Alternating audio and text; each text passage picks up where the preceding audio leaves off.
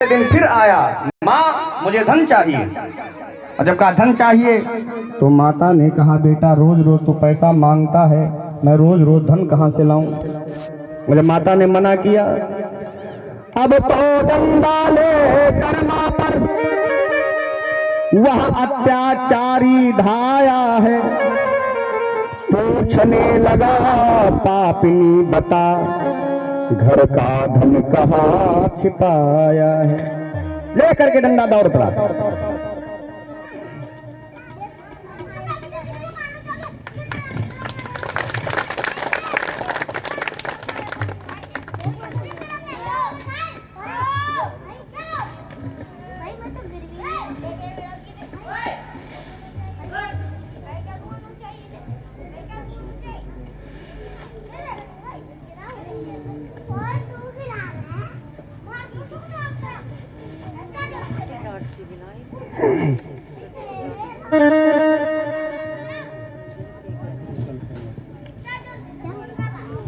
ये परमादरणीय भैया चेतन शेखर भैया जी के द्वारा व्यासपीठ पर माल्यार्पण के द्वारा सम्मान हमारे आचार्य जी का, और सम्मान संगीत पीठ पर विराजमान सभी संगीतज्ञों का सम्मान।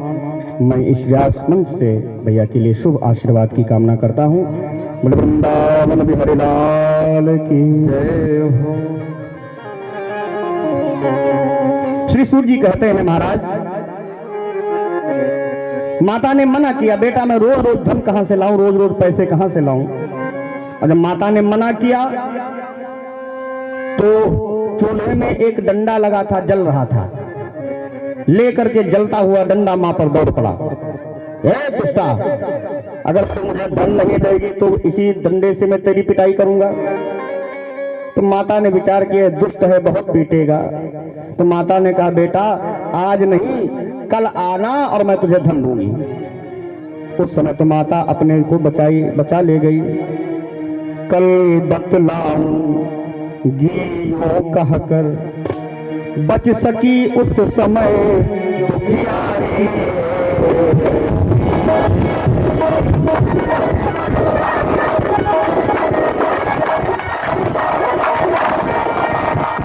कल बतलाऊंगी यो कहकर बच सकी उस समय दुखियारी।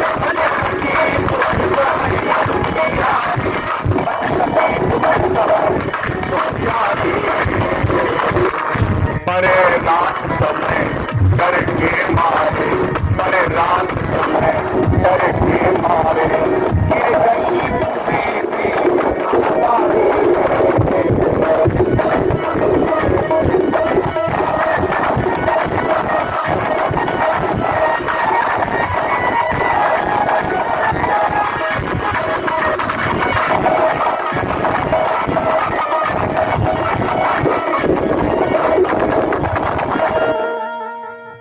ए बेटा कल आना मैं तुझे धन दूंगी। ये बहाना करके उस समय तो मां अपने को बचाए, और शाम के समय रात के समय माता ने कुएं में कूद करके अपने प्राणों का परित्याग कर दिया। माता की भी मृत्यु हो गई। पिता वन को चले गए, भाई तीर्थ यात्रा चला गया, अब तो घर में कोई रह नहीं गया। धुंधकारी कि जीवन में जो कहने वाले लोग थे वो खत्म हो गए। अब तो पाप उसका दिन रात बढ़ने लगा। धुंधकारी ने 5 वैश्याओं की संगति की। देखिए ये 5 वैश्याएं हमारे जीवन में, सबके जीवन में हैं, और उन 5 वैश्याओं में हर एक जीव फंसा हुआ है। 5 वैश्याओं की संगति धुंधकारी ने की। अब वैश्याओं को घर में रखना है तो धन की भी आवश्यकता है। धन के लिए चोरी करता है, बड़े बड़े डाके डालता है।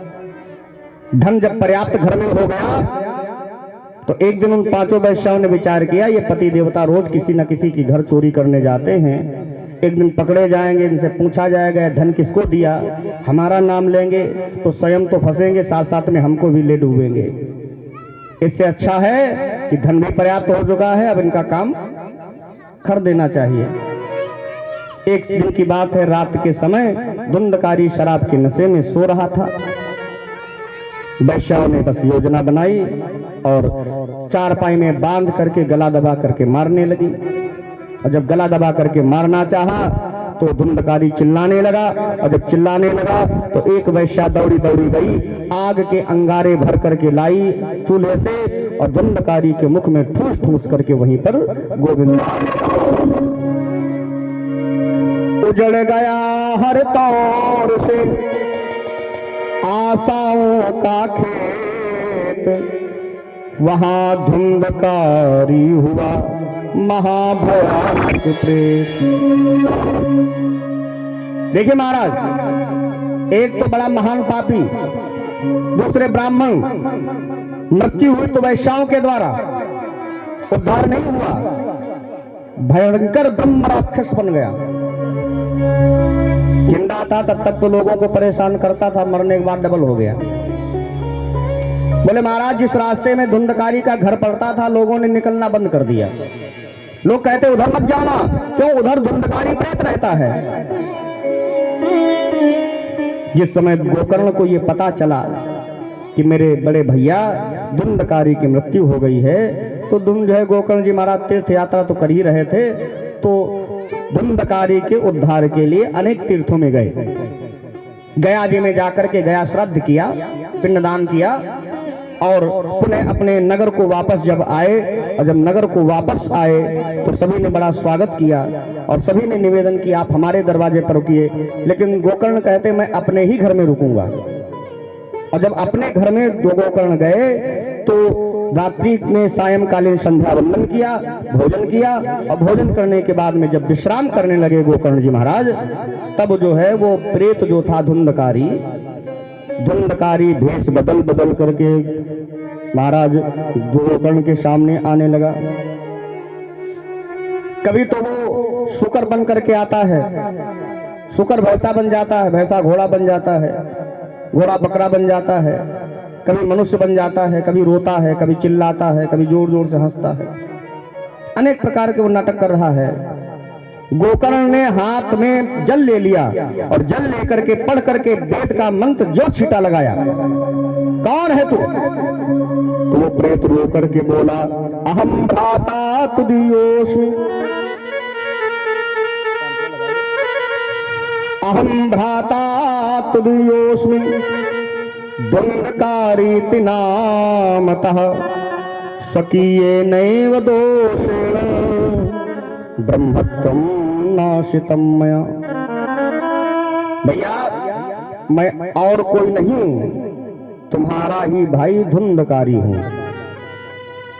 अपने स्वयं के दोष के कारण मैंने अपने ब्राह्मणत्व को नष्ट कर डाला, और देखिए आज इस प्रेत योनि में मैं भटक रहा हूं। भैया इस प्रेत योनि में बड़ा कष्ट है। अहो बंधो कृपा सिंधो भ्रातर मासा सुमोचय, गोकर्णो वचनम श्रुत्वा तस्मै वाक्यमथा ब्रवीत। भैया इस कष्ट से मुझे निकालो बाहर, मुझे इस प्रेत योनि में बड़ा कष्ट हो रहा है। गोकर्ण का ये बताओ, मैंने जाकर के गया में श्राद्ध किया, तुम्हारे लिए पिंडदान किया, तो ऐसा प्रमाण है अगर कोई व्यक्ति गया जो है प्रेत योनि में चला जाए और गया में जाकर के श्राद्ध कर दिया जाए उसके लिए, तो प्रेत योनि से उसकी मुक्ति हो जाती है। तुम्हारी मुक्ति क्यों नहीं हुई? तो धुंधकारी कहता है कि जो तुमने पुण्य किए हैं ये मेरे पाप का चौथाई भार भी नहीं है। मेरे पाप बहुत ज्यादा हैं, पुण्य तुमने थोड़ा किया है। बात ये नहीं है, बात वहां पर कुछ और है। ये धुंधकारी जो है आत्मदेव का तो बेटा है नहीं, ये बेटा तो छोटी बहन का है। अच्छा, गोकर्ण ने जब श्राद्ध किया होगा, पिंडदान किया होगा, तो संकल्प किसके नाम का पढ़ा गया होगा? गोत्र नाम किसका लिया गया होगा? आत्मदेव का।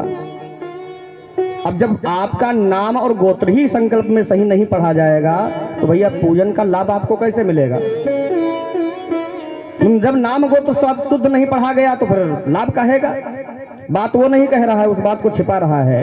कह रहा है कि जो तुमने पुण्य किया है वो अभी पाप का चौथाई भार भी नहीं है, इसलिए कुछ और करो। तो गोकर्ण का ठीक है, इस समय आप जाइए और सुबह होते ही मैं कोई ना कोई तुम्हारे लिए उपाय करता हूं। श्री सूत जी कहते हैं, गोकर्ण ने रात्रि कालीन विश्राम किया, सुबह होते ही स्नान ध्यान शौच बंदन करके है और संध्या बंदन की, और संध्या बंदन करने के बाद में सूर्य भगवान का ध्यान किया। सूर्य भगवान का ध्यान किया तो सूर्य भगवान प्रकट हो गए। गोकर्ण ने सारी बात बताई तो सूर्य भगवान ने कहा, गोकर्ण अगर तुम्हारे भैया का कोई उद्धार कर सकता है तो श्रीमद् भागवत महापुराण की कथा, भागवत की कथा श्रवण कराओ। तो गोकर्ण ने पूछा, महाराज भगवान, जिंदा आदमी तो बैठ करके 3 घंटे कथा सुनना नहीं चाहता, उसका मन नहीं लगता, वो तो मर गया, प्रेत योनि में भटक रहा है, जिधर हवा चलती उधर निकल जाता है, वो कैसे सुनेगा। तो कहा, महाराज एक काम करो, 7 गांठ का बांस गाड़ो और उस 7 गांठ के बांस पर अपने भैया को जबरदस्ती स्थान मंत्रों के द्वारा अभिमंत्रित करके बांध करके उसमें बिठाओ और 7 दिनों तक बैठा करके कथा सुनाओ। और सुनो, 1 दिन की कथा में बांस की एक पोह टूट करके गिर जाएगी, और ऐसा अगर हो तो आप समझ लेना कि जो तुम्हारे भाई का उद्धार हो रहा है। श्री सुखदेव जो है सूत जी कहते हैं, ऐसा ही किया है गोकर्ण ने। और गोकर्ण ने एक वैष्णव ब्राह्मण को श्रोता बनाया, सुंदर व्यास मंच बनाया, पूरे नगर में ढिंडोरा पीट दिया गया कि कथा होने जा रही है। स्वयं श्री गोकर्ण जी महाराज व्यास मंच पर बैठ गए। कथा प्रारंभ हुई। पहले दिन की कथा में बांस की एक गांठ टूट करके पृथ्वी पर गिरी। 7 दिन की कथा में 7 बांसों की गांठें फट गईं और उसी बांस के अंदर से गोकर्ण जो है धुंधकारी दिव्य रूप चतुर्भुज रूप में प्रकट हो गया। और जिस समय गोकर्ण जो है धुंधकारी प्रकट हुआ तो ऐसा लगा हो कि मानो भगवान ही स्वयं पधारे हों, ऐसा दिव्य स्वरूप महाराज धुंधकारी का। जय जयकार करने लगा।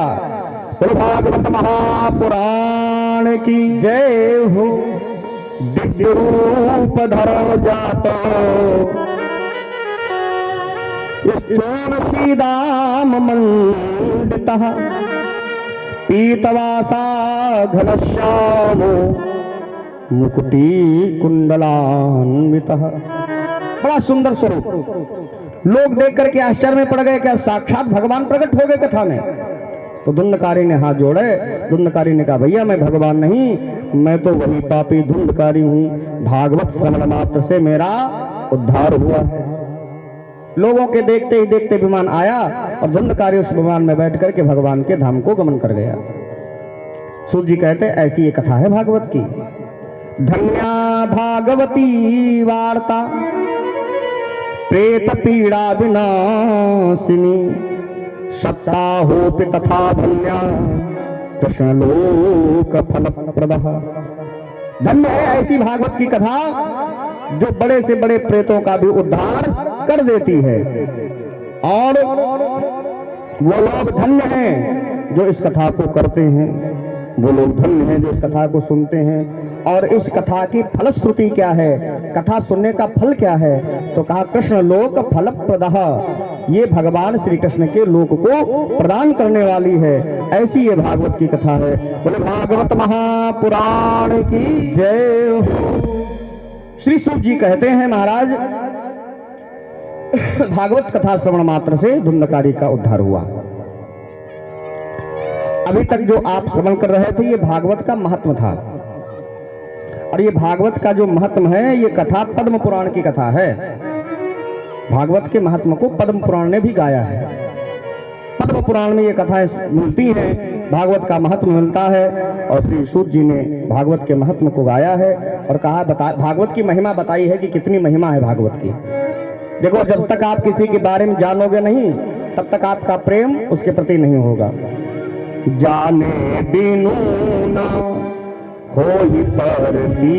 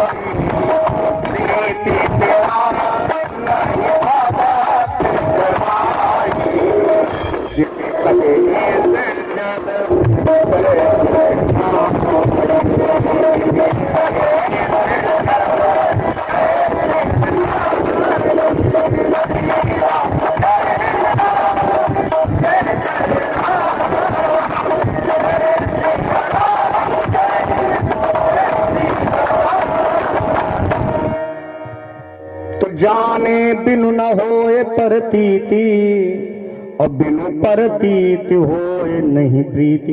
जब तक आप हमारे विषय में नहीं जानोगे, हम आपके विषय में नहीं जानेंगे, तब तक हमारा आपका प्रेम नहीं बढ़ेगा।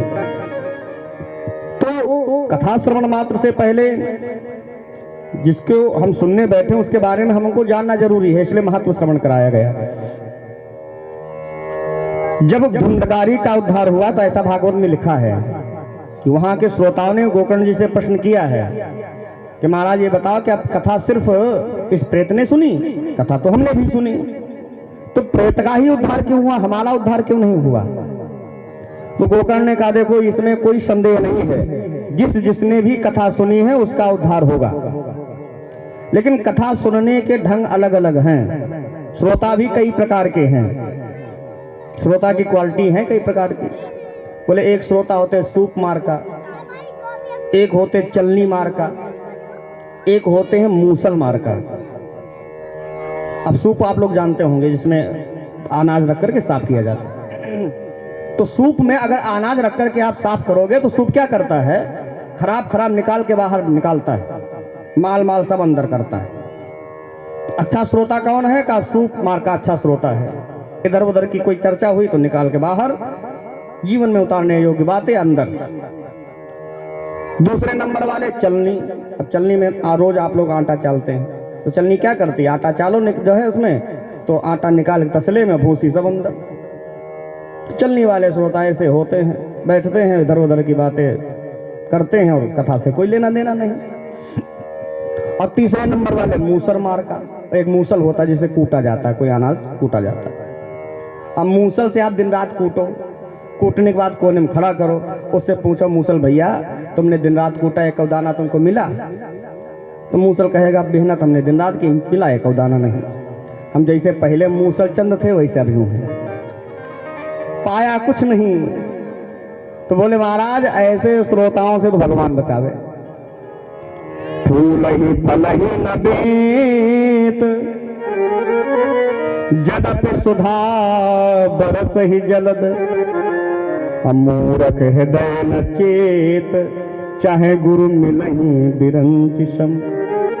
मूरख को कोई समझा ही नहीं सकता है, चाहे ब्रह्मा जी चतुर्मुख से आकर कथा कहें। ये पंडित जी कथा कह रहे थे, एक सज्जन कथा सुन रहे थे, कथा के लास्ट में खड़े हुए कहा महाराज आपने कथा कही, बहुत आनंद आया, बड़ी अमृत की वर्षा हुई, लेकिन महाराज ये एक शंका है। पंडित जी ने कहा क्या शंका है? कहा महाराज ये नहीं जान पाए कि राम राक्षस थे कि रावण राक्षस था। पंडित जी बोले का राक्षस ना राम थे ना रावण थे, हम राक्षस हैं जो तुमको समझा ही नहीं पाए। 4 घंटे हम चिल्लाते हैं, तुमको कुछ पता ही नहीं चला। तो कहा ऐसे श्रोता, वैसे श्रोताओं के कान गोस्वामी जी ने लिखा बताए हैं, जिनके श्रवण समुद्र समान,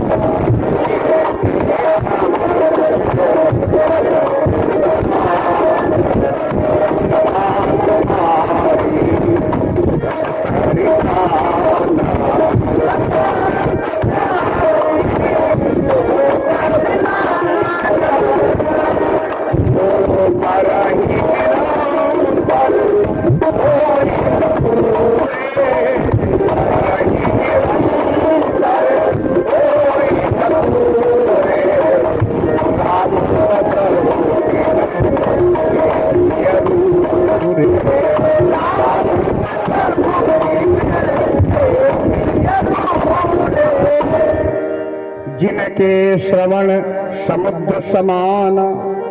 कोई कहा श्रोताओं के कान कैसे होने चाहिए? का समुद्र के समान। भगवान की कथाएं कैसी? का छोटी छोटी नदियों के समान। ये छोटी छोटी नदियां समुद्र में दिन रात जाके गिरती हैं, लेकिन समुद्र ना कभी घटता है और ना कभी बढ़ता है। समुद्र ने नदियों से आज तक नहीं कहा कि जल पर्याप्त हो चुका है, बस बंद करो पानी गिराना। ऐसे ही क्यों ना दिन रात कथा सुनने को मिले। श्रोता जो असली श्रोता होता है वो कभी ये नहीं कहता है कि ऐसी कथा हमने बहुत सुन डाली। कभी कभी लोगों के जीवन में ये भी अहंकार होता है, लोग कह देते हैं छोटे मोटे कथावाचकों की कथा हम नहीं सुनते, कोई अच्छा विद्वान बड़ा विद्वान आकर के कथा कहे तब हम कथा सुनेंगे। तो का जो असली श्रोता होता है उसके जीवन में ये धारणा नहीं होती है, उसके जीवन में एक पिपासा होती है, एक ललक होती है कथा के प्रति, भगवान के प्रति। जैसे भी मिले, जहां भी मिले, जिस प्रकार से मिले, बैठ करके वो कथा सुनता है और ऐसे श्रोता का कल्याण भी होता है। श्री वाल्मीकि जी महाराज श्री राम जी से कहते हैं, ऐसे श्रोता के हृदय में श्री राम जी आप निवास करिए, राम बसौ तिनके ही रूरे। श्री तो भागवत के महत्व को श्रवण कराया और भागवत का मंगलाचरण श्री वेदव्यास जी ने लिखा है। जनमान दश्यतोन्वयादितरतश स्वार्थे सविज्ञः स्वराट ये मे ब्रह्मा हृदय आदि कवये मुह्यन्त यत सूरयः तेजो वारिमदां यथा विनिमयो यत्र तिसर्गो मृखा धामना स्वेन सदा निरस्तकुहकं सत्यम परम धीमहि। देखिए भागवत का ये मंगलाचरण बड़ा दिव्य है। वेद सूत्र से ये मंगलाचरण प्रारंभ किया श्री वेदव्यास जी ने, और वेद व्यास जी ने इस मंगलाचरण में किसी भी देवी देवता का नाम लेकर के प्रणाम नहीं किया, न गणेश जी को, ना गौरी जी को, ना भोले बाबा को, ना राम जी को, किसी को नहीं प्रणाम किया है। श्री व्यास जी कहते हैं सत्यम परम धीमहि, हम उस परम सत्य को प्रणाम करते हैं। और 10वें स्कंद में जब भगवान माँ देवकी की गर्भ में हैं, तो देवता जब गर्भस्थ भगवान की प्रार्थना करने आए हैं तो भगवान को सत्य सत्य कहकर ही जो है भगवान की प्रार्थना करते हैं। तो अनेक संतों ने ये अपना अपना मत बताया है कि सत्यम परम धीमहि के माध्यम से श्री वेदव्यास जी महाराज जो है भगवान श्री कृष्ण को ही प्रणाम करते हैं। बोले महाराज ये कथा जानते हो कैसा है? का ये कथा ऐसी है, ये कथा जो है कली के कलमश के व्याप्त प्राणियों को समझ लो जो है उद्धार करने के लिए कथा लिखी है श्री वेदव्यास जी ने। धर्मः प्रयोजित कैतवोत्र परमो नित्मत्सराणां शतः वेद्यं वास्तवमत्र वस्तु शिवदं तापोत्रयोन्मूलनम्। का ये महामुनि वेदव्यास द्वारा निर्मित श्रीमद् भागवत महापुराण में जो मोक्ष पर्यंत फल की कामना से रहित परम धर्म का निरूपण हुआ है, इसमें सिद्धांत करण सब पुरुषों को जानने योग्य उस वस्तु का परमात्मा का निरूपण है जो तीनों गुणों के जड़ से नाश करने वाला है, जिसके सुमिरन मात्र से जीव के तीनों ताप नष्ट हो जाते हैं। ऐसे ब्रह्म का, ऐसे परमात्मा का निरूपण इस कथा में हुआ है। और श्री वेदव्यास जी लिखते हैं निगम कल्पतरोर गलितम फलम सुख मुखादमृत द्रव संयुतम पिबत भागवत रसमालयम मुहुरहो रसिका भूय भाव का। देखिए का ये वेद रूपी वृक्ष का पका हुआ गला हुआ बड़ा सुंदर मीठा फल है। एक फल होता है बाग में जैसे फल लगते हैं, और बाग और इस फल की बोले खासियत क्या है? कहा इस फल को तोते ने स्वाद करके, इस फल की गारंटी है कि मीठा ही है। क्यों? जैसे बाग में फल लगे हों और जिस फल में तोता अपनी चोंच लगाए दे, तोता जिसमें अपनी जो है चोट लगा दे, उसके लिए आप गारंटी ले सकते हो कि यह फल मीठा ही है। तो श्री वेदव्यास जी कहते हैं निगम कल्प तरोर गलितम फलम सुख मुखाद मृत द्रव संयुतम। ये भगवान सुखदेव जी के मुख से निकला हुआ बड़ा रसीला फल है, इसलिए पिबत भागवत रसमालयम मुहुरहो रसिका भूय भाव का। इसलिए निरंतर इस दिव्य रस का पान करते रहो, और ये मनुष्य का जीवन जो है परम कर्तव्य के लिए, भगवत प्राप्ति के लिए ही मिला है। और भगवत प्राप्ति भगवान की कथा से ही संभव है। तो श्री वेदव्यास जी महाराज के द्वारा भागवत का मंगलाचरण, और वेदव्यास जी लिख रहे हैं कि नैमिष में कथा प्रारंभ हुई है और श्री सूत जी के द्वारा भगवान के 24 अवतारों का वर्णन किया गया है। भगवान के जो 24 अवतार हुए, श्री सूत जी कहते हैं भगवान का जो प्रथम अवतार है वो 4 महात्माओं के रूप में, सनकादिक ऋषियों के रूप में, सनक, सनंदन, सनातन, सनत कुमार, ये भगवान का प्रथम अवतार है। भगवान के जो दूसरे अवतार हैं वो 12 का अवतार, भगवान ने 12 का अवतार लिया। भगवान का जो तीसरा अवतार है वो नारद जी का अवतार है। भगवान का जो चौथा अवतार है धर्मपत्नी मूर्ति के गर्भ से नर नारायण का अवतार, भगवान ने नर नारायण का अवतार लिया। भगवान ने 5वें अवतार में कपिल भगवान के रूप में अवतार लिया है, जो अपनी माता देवहूति को सांख्य शास्त्र का भगवान ने बड़ा सुंदर उपदेश किया। छठा अवतार अत्रि ऋषि की पत्नी अनुसुईया के गर्भ से दत्तात्रेय के रूप में भगवान ने छठा अवतार लिया। 7वां अवतार भगवान ने रुचि प्रजापति की पत्नी आकृति के गर्भ से यज्ञ के रूप में लिया है। ये यज्ञ जो है आप जो रोज नित्य प्रति यहाँ पर कर रहे हैं, ये यज्ञ भी भगवान का ही अवतार है, भगवान का ही स्वरूप है। और जब हम यज्ञ में आहुति समर्पित करते हैं तो मानो हम भगवान को ही भोजन कराते हैं। ये जो हम सुबह आहुतियां देते हैं ये भगवान को भोजन कराते हैं स्वाहा बोल करके। 8वां अवतार राजा नाभ की पत्नी मेरु देवी के गर्भ से ऋषभ देव के रूप में भगवान का हुआ। 9वां अवतार पृथु के रूप में भगवान का हुआ है। 10वां अवतार चाक्षुष मनवंतर में मत्स्य रूप में भगवान ने लिया है। 11वां अवतार कच्छप रूप में भगवान ने लिया है। 12वां अवतार धन्वंतरी के रूप में भगवान का हुआ। और 13वां अवतार भगवान ने मोहिनी का बनाया है। जिस समय समुद्र मंथन किया है तो देवताओं को अमृत मोहिनी के रूप में पिलाया और दैत्यों को वारुणी पिलाई। 14वां अवतार भगवान ने प्रहलाद को बचाने के लिए भगवान ने नरसिंह का बनाया। 15वां अवतार भगवान बलि के दरवाजे पर गए हैं 52 के रूप में। 16वां अवतार श्री परशुराम जी महाराज का माना गया भगवान का। 17वां अवतार पाराशर्य की पत्नी सत्यवती के गर्भ से व्यास के रूप में भगवान ने 17वां अवतार लिया। और 18वां अवतार भगवान श्री नारायण का राम के रूप में हुआ है। श्री राम जी भगवान के 18वें अवतार में हुए। और कहते 19वां और 20वां ये बलराम और कृष्ण के रूप में भगवान ने अवतार लिया है। 21वां अवतार भगवान ने मगध देश बिहार में अजन के पुत्र के रूप में बुद्धा अवतार भगवान ने लिया। बुद्ध का अवतार भगवान का ये 21वां अवतार है। और 22 और 23वां अवतार हंस और हयग्रीव का बताया गया। ये भगवान के 22 और 23वें अवतार हैं। और 24वां अवतार अभी हुआ नहीं है। 24वां अवतार कलयुग में होना बाकी है। श्री सूत जी कहते हैं 24वां जो अवतार है भगवान का उत्तर प्रदेश के संभल जिले में विष्णु यश नामक ब्राह्मण के घर में कुमारी कन्या के रूप में जो है गर्भ से जन्म भगवान लेंगे तो भगवान का वो अवतार होगा कल के अवतार।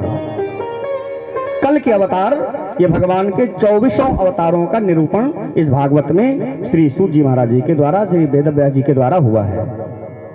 और संतों ने पूछा महाराज ये बताइए इस कथा की रचना क्यों की गई, किसने लिखा, क्यों लिखा?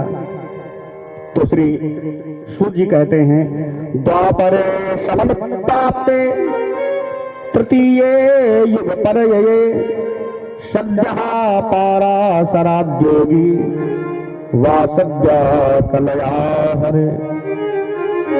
श्री सूत जी कहते हैं इस वर्तमान चतुर्युगी के तीसरे युग द्वापर में महर्षि पाराशर द्वारा वसु कन्या सत्यवती के गर्भ से भगवान के कला अवतार योगी व्यास जी का जन्म हुआ।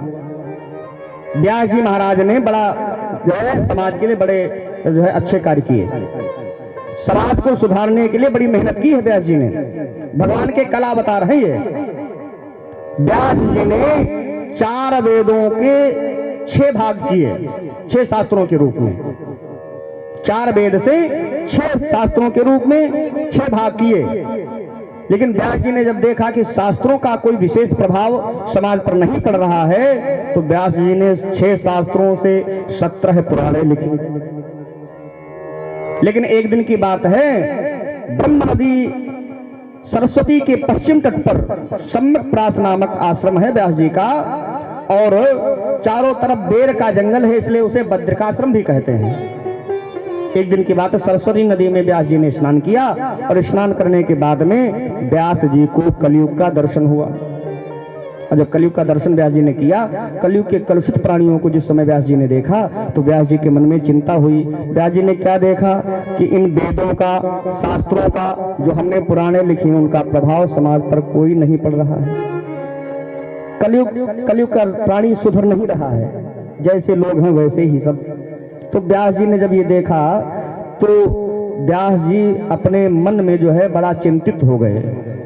मन में विचार करने लगे, कैसे इन जीवों का कल्याण होगा, क्या हम करें जिससे इन जीवों का कल्याण हो। इस चिंता में व्यास जी महाराज बैठ गए, और जब बैठे तो उसी समय नारद जी महाराज का पदार्पण हुआ। नारद जी महाराज भगवान का भजन करते चले आ रहे हैं। श्रीमन नारायण नारायण नारायण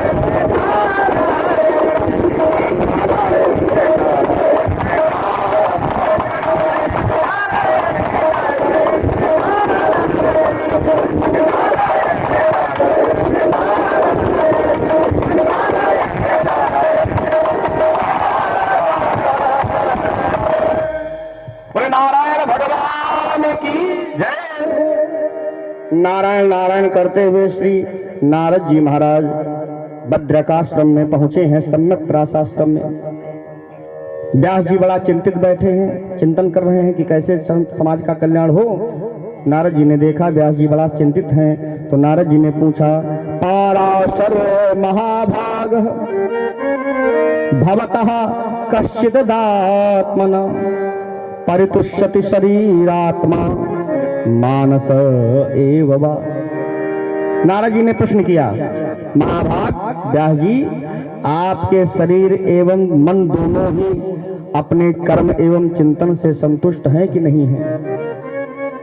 आप बड़ा चिंतित बैठे हो, क्या बात है?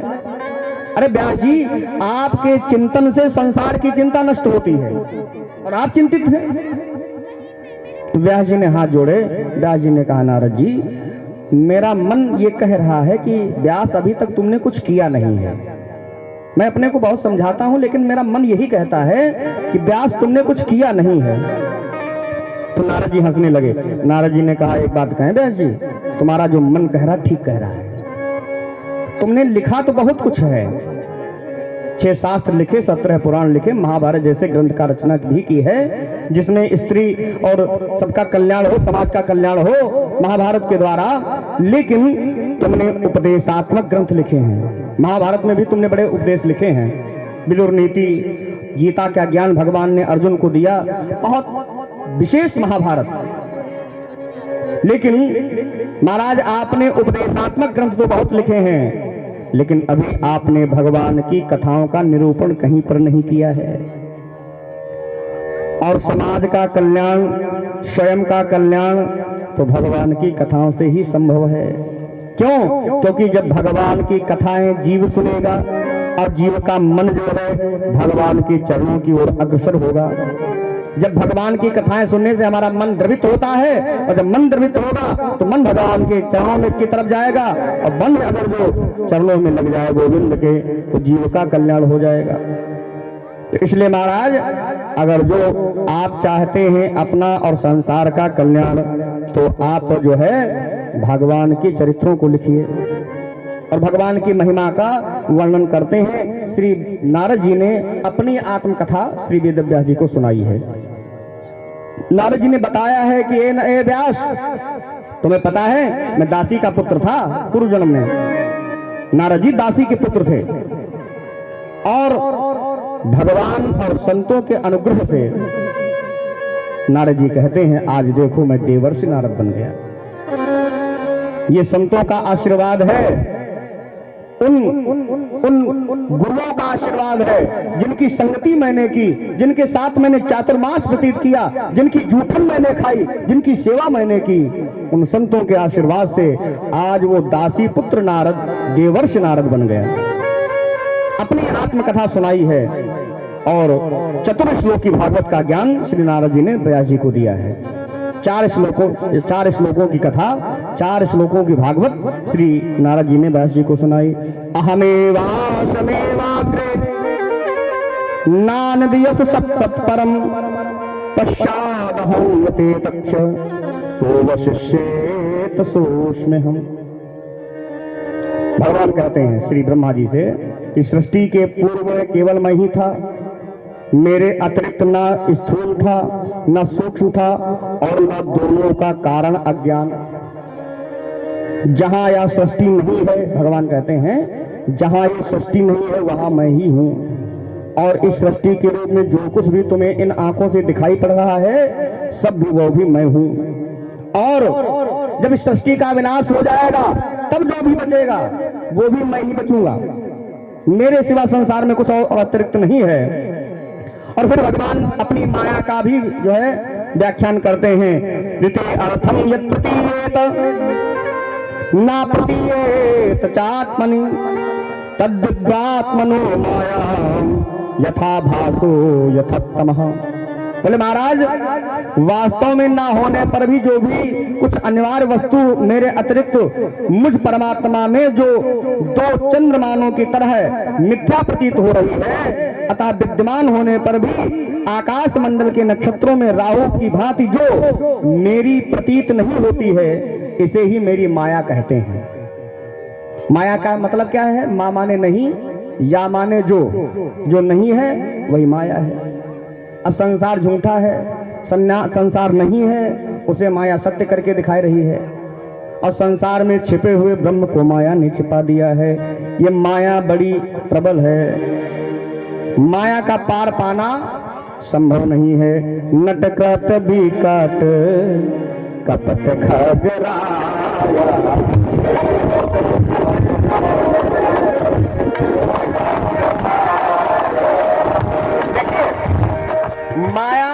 माया से अगर पार पाना चाहते हो तो मायापति के दास बन जाओ।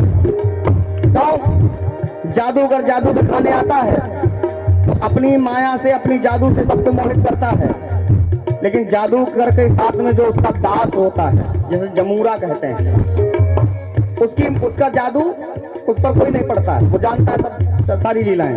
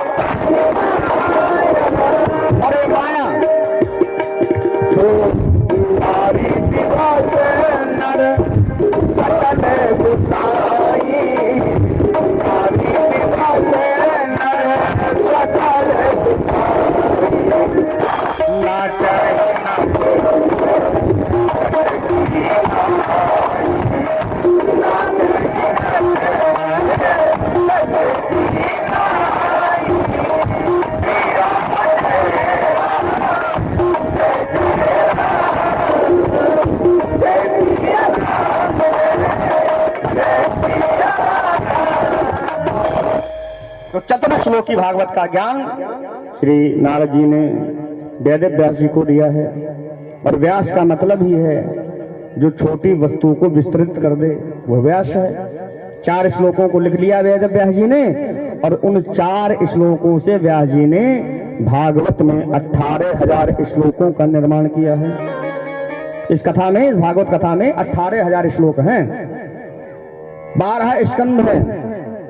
और श्री सूत जी कहते हैं 10वें स्कंद में श्री वेद व्यास जी महाराज ने भगवान श्री कृष्ण की चारुचरितावली का बड़ा सुंदर वर्णन किया है। भगवान के बाल स्वरूप, भगवान की जो लीलाएं भगवान ने की हैं, उन लीलाओं का बड़ा सुंदर वर्णन किया है। और ये कथा जो है ये परमहंसों की संहिता है, ये कोई साधारण नहीं है। मैं निवेदन करूं, कथा मनोरंजन का विषय में नहीं है भैया। कथा के माध्यम से आप मनोरंजन मत ढूंढिए कि कथा में हम जाएंगे तो मनोरंजन करने को मिलेगा। कथा मनोरंजन के लिए नहीं होती है, कथा तो मनोमंथन के लिए होती है। जहां पर आए हो तो मनोरंजन नहीं, मनोमंथन बैठ करके करिए। कथाकार जो है वो आपका मनोरंजन नहीं करवा सकता है, कथाकार मनोमंथन करवाता है और कलाकार मनोरंजन करवाता है। वेद व्यास जी ने कथा लिखी है, और वैसे कहीं कहीं पर ऐसा प्रमाण भी ये मिलता है कि वेद व्यास जी ने भागवत की रचना जो है श्री गणेश जी के द्वारा लिखवाया गया है।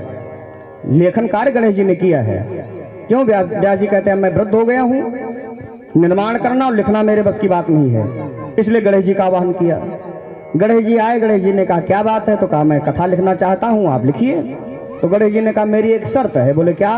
कहा मैं जब लिखने बैठूं तो मेरी कलम बंद नहीं होनी चाहिए, मैं लिखूंगा तो लिखता ही जाऊंगा। व्यास जी ने कहा शर्त मंजूर। अब व्यास जी ने मंगलाचरण को लिखा और श्लोक बोले तो उल्टा सीधा कर दिया, अशुद्ध श्लोक बोल दिया जानबूझ के। अब गणेश जी ने विचार किया ये व्यास जी तो जानबूझ के अशुद्ध बोल रहे हैं, लेखक मैं हूं और मैंने भी अगर अशुद्ध लिख दिया तो दोष मुझे लगेगा। तो जब तक गणेश जी महाराज सोच सोच के शुद्धतापूर्ण उस श्लोक को लिखते हैं, तब तक व्यास जी महाराज दूसरा श्लोक निर्माण कर लेते, फिर वैसे बोल देते। ऐसे करके गणेश जी के द्वारा कथा लिखी गई है। और भागवत की कथा वस्तु जो प्रारंभ की है, कथा जो शुभारंभ की है श्री वेद व्यास जी ने, वह महाभारत के अंतिम चरण से कथा जो प्रारंभ की है, वो महाभारत के अंतिम चरण से। व्यास जी लिखते हैं, सूत जी कहते हैं यथा मृधे कौरव संजयानाम वीरे सफो वीर गतिम गतेषु ब्रकोदरा भिद्दगदा विवर्षम भगरोरुदंडे धृतराष्ट्रपुत्रे। सूत जी कहते हैं महाराज, जिस समय भीम की गदा के द्वारा धृतराष्ट्र के 99 बेटे मारे गए,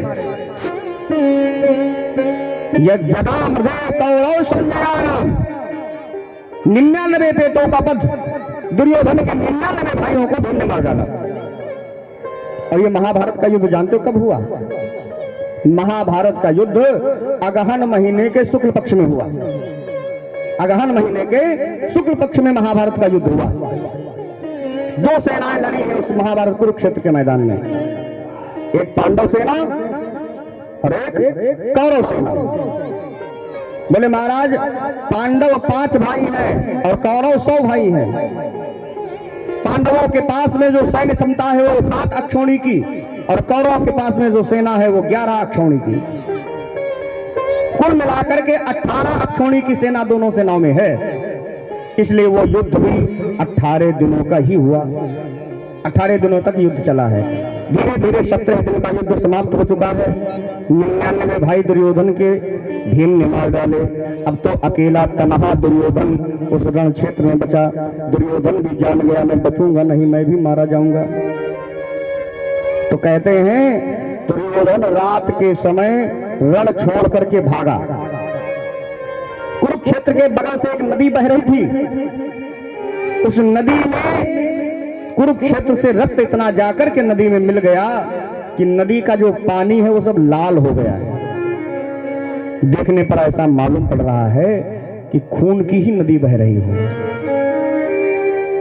मैं निवेदन करूं, ये महाभारत का जो युद्ध है ना, ये हिंदुओं का सबसे बड़ा एक अपराध है।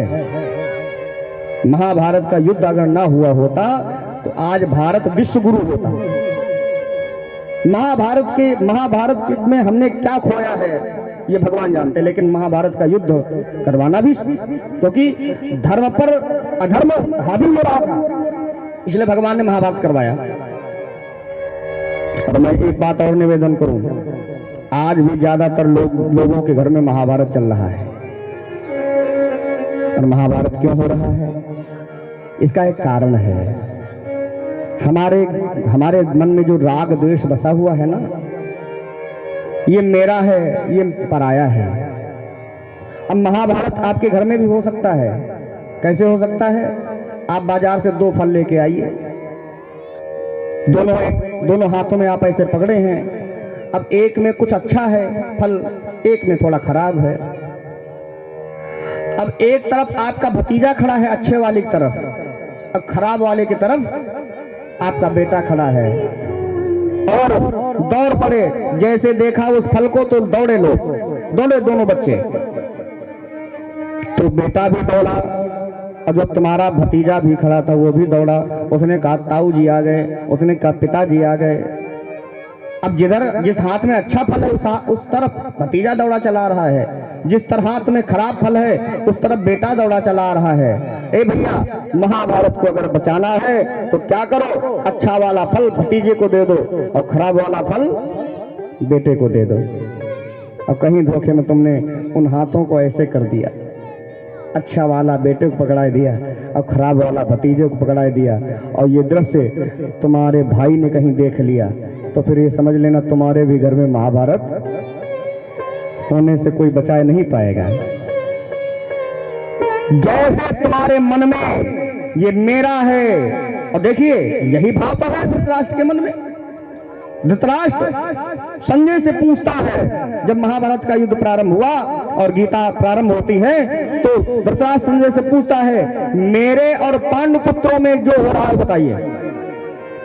वैसे दोनों वंशज हैं और दोनों पुत्रों को समान मानना चाहिए धृतराष्ट्र को, जब पांडु नहीं है, लेकिन वहां पर द्वेष भावना है। इसलिए महाभारत का युद्ध, दुर्योधन उस युद्ध से भागा, और जब दुर्योधन उस युद्ध से भागा, रात्रि का समय है, नदी पड़ी रास्ते में, नदी को कूद करके इस पार से उस पार जाने लगा। तो कहते हैं धारा तेज थी, दुर्योधन उसी नदी में डूबने लगा। और जब दुर्योधन उस नदी में डूबने लगा तो सामने से दुर्योधन ने क्या देखा, एक लाश बहती चली आ रही है, एक शव बहता चला आ रहा है। दुर्योधन ने उस शव का सहारा लिया और शव का सहारा लेकर के नदी को इस पार से उस पार जाकर के बैठा। और बैठने के बाद में दुर्योधन विचार करने लगा, ए भैया, लोग एक दूसरे को जब सहायता करते हैं, जब लोग जीवित होते हैं, लेकिन आखिर में ऐसा एक कौन सा वीर पुरुष रहा होगा जिसने मरने के बाद में भी मेरे प्राणों को बचा लिया।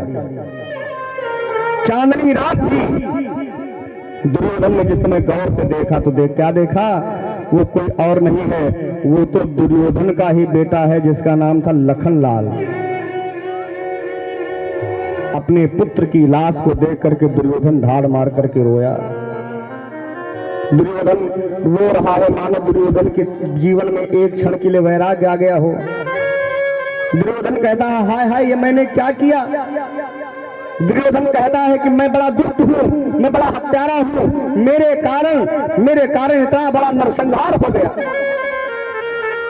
मेरे कारण ना जाने कितनी माताएं निपूती हो गई, मेरे कारण ना जाने कितनी अबलाएं विधवा हो गई। थोड़ी देर दुर्योधन अपने को बैठ करके कोसता रहा, और थोड़ी देर के बाद में क्रोध से आंखें लाल हो गई दुर्योधन की। गदा को उठाया, गदा के अग्रभाग से एक गड्ढा खोदा और उस गड्ढे में अपने पुत्र के शव को दबा दिया और दौड़ा भागा अपनी माता गांधारी के पास में आया। गांधारी ने जिस समय दुर्योधन के चरणों की आहट पाई, गांधारी दौड़ी, मेरा बेटा आ गया, दुर्योधन आ गया।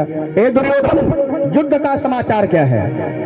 दुर्योधन रोने लगा। दुर्योधन ने कहा, मां, भारत पारथ ने कियो मारे अंगुल,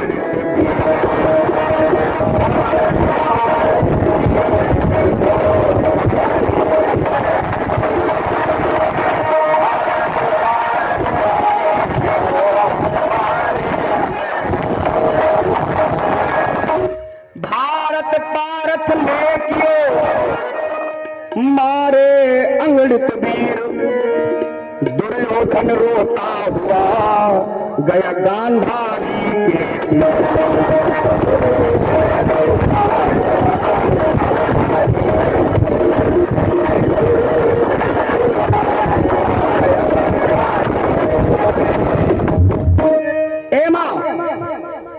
युद्ध का जो समाचार ठीक नहीं है। गांधारी ने कहा क्या हुआ? दुर्योधन ने कहा मां, गांधारी के तीर जाएंगे ऐसे वचन सुनाए, अरे मारे गए सब भाई मैया हम भागे अकेले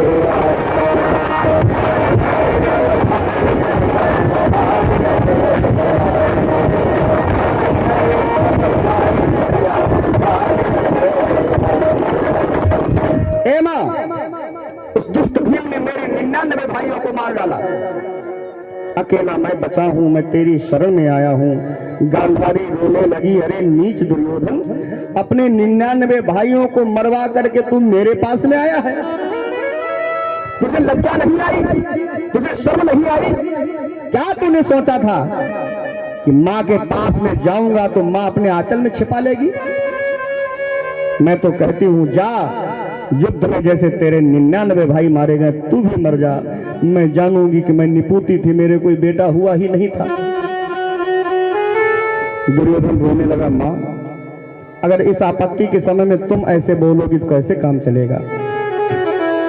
गांधारी रोने लगी। गांधारी ने कहा बेटा मैं तेरी क्या सहायता कर सकती हूं? ये युद्ध तेरे कारण ही हुआ है, तू मेरे पास में आया, मैं क्या कर सकती हूं? दुर्योधन ने कहा मैंने सुना है कि तुम ऐसा उपाय जानती हो जिस उपाय के करने से मैं उन पांडवों से युद्ध में जीत सकता हूं। गांधारी ने कहा वो उपाय मैं नहीं जानती दुर्योधन, लेकिन हाँ एक व्यक्ति ऐसा है जो उस उपाय को जानता है। बोले वो कौन? का वो धर्मराज युधिष्ठिर। धर्मराज युधिष्ठिर जानते हैं कि जिस उपाय से तुम उनसे जीत सकते हो, जिससे तुम अमर हो सकते हो। माता ने जब ऐसा कहा, दुर्योधन ने कहा तब तो मामला बिगड़ गया। मां वो युधिष्ठिर हमको क्यों बताएंगे कि हम वो उपाय कैसे करें? गांधारी ने कहा दुर्योधन अगर तुम छल को छोड़ करके, कपट को छोड़ करके उस धर्मराज के पास में, युधिष्ठिर के पास में जाओगे और जाकर के उससे सहायता मांगोगे तो तुम्हारी सहायता जरूर करेगा। जाकर के तो देखो, मैं निवेदन करूं, ये महाभारत का युद्ध है, धर्म युद्ध है। जब दिन में मिलते हैं दोनों तो शत्रु होते हैं, शत्रु की दृष्टि से एक दूसरे को देखते हैं, एक दूसरे को मारने पर जो है तुल जाते हैं। लेकिन रात में जब मिलते हैं ना तो शत्रुता नहीं है, वहां पर तो दोनों भाई हैं। रात में जब कौरव और पांडव आपस में मिलते हैं तो एक दूसरे से हाल चाल पूछते हैं। और भैया चोट वोट तो नहीं लगी कल के युद्ध में? रात के 12 बजे में दुर्योधन पहुंच गया महाराज युधिष्ठिर के शिविर में। स्वागत किया महाराज युधिष्ठिर ने, आइए कुरुपति आइए, आपका स्वागत है। आज गरीब की कुटिया में कैसे आगमन हो गया भाई? नरेश बैठिए। दुर्योधन बैठा। दुर्योधन ने कहा भैया हम तुमसे कुछ सहायता मांगने आए हैं। बोले कैसी सहायता? दुर्योधन कहता है कि मैंने सुना है कि आप ऐसा उपाय जानते हो जिस उपाय से मैं आपसे युद्ध में जीत सकता हूं। बोले महाराज, जब ऐसी बात दुर्योधन ने पूछी तो पांडव दौड़ पड़े, अर्जुन, नकुल, सहदेव, भीम सब दौड़े। ए भैया भूल करके भी इस दुष्ट को मत बताना, और अगर तुमने कहीं बता दिया तो कल का युद्ध हम इससे हार जाएंगे, सारा बना बनाया खेल बिगड़ जाएगा।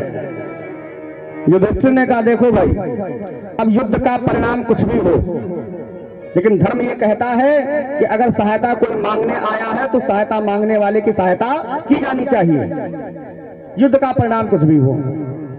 युधिष्ठिर ने कहा सुनो दुर्योधन, वो उपाय मैं तो नहीं जो है मैं जानता हूं, लेकिन वो उपाय तेरे घर में ही है। बोले कैसा उपाय? कहा अगर तेरी माता गांधारी तुझे आंखों की पट्टी हटा करके देखे तो तेरे माता के नेत्रों में वो प्रभाव है दुर्योधन कि तेरा शरीर वज्र का हो जाएगा और फिर तुझे कोई संसार में मार नहीं सकता है। ओह, दुर्योधन बड़ा प्रसन्न हो गया। दुर्योधन ने कहा फिर ठीक है, फिर तो कल के युद्ध में मिलना, कल तुमको बताता। वहां से दुर्योधन उठ करके चला, माता के पास में आया। माँ, आंखों की पट्टी हटाओ और मुझे देखो, मेरा शरीर वज्र का हो जाएगा और तेरी कसम माँ, कल के युद्ध में उन पांडवों को मैं छोड़ूंगा नहीं। जब दुर्योधन ने ऐसा कहा, देखिए पुत्र के मोह में गांधारी आ गई। गांधारी ने कहा बेटा ऐसे नहीं, ये पट्टी मैं ऐसे नहीं हटाऊंगी। हाँ, अगर तुम मेरे सामने निर्वस्त्र होकर के आ जाओ और निर्वस्त्र होकर के मेरे सामने आ जाओ और मैं तब तुम्हें देखूंगी, तेरा शरीर वज्र का हो जाएगा और फिर दुर्योधन तुझे कोई मार नहीं सकता है। कहते हैं दुर्योधन एकांत में जाकर के कपड़े उतार डाले, निर्वस्त्र होकर के चला मां गांधारी के पास। और भगवान श्री कृष्ण ने विचार किया, अगर जो ये ऐसे पहुंच गया और गांधारी ने अगर इसको देख लिया तब तो फिर हम भी नहीं मार पाएंगे, तो क्या करें। अब ये दुर्योधन जा रहा था, बीच रास्ते में कृष्ण मिल गए, भगवान मिल गए। और भगवान ने जैसे दुर्योधन को देखा तो मुस्कुराने लगे। और भगवान जब मुस्कुराते हैं तो माया फैलती है। अधर लोभ जब दसन कराला, माया हास बाहु दिगपाला।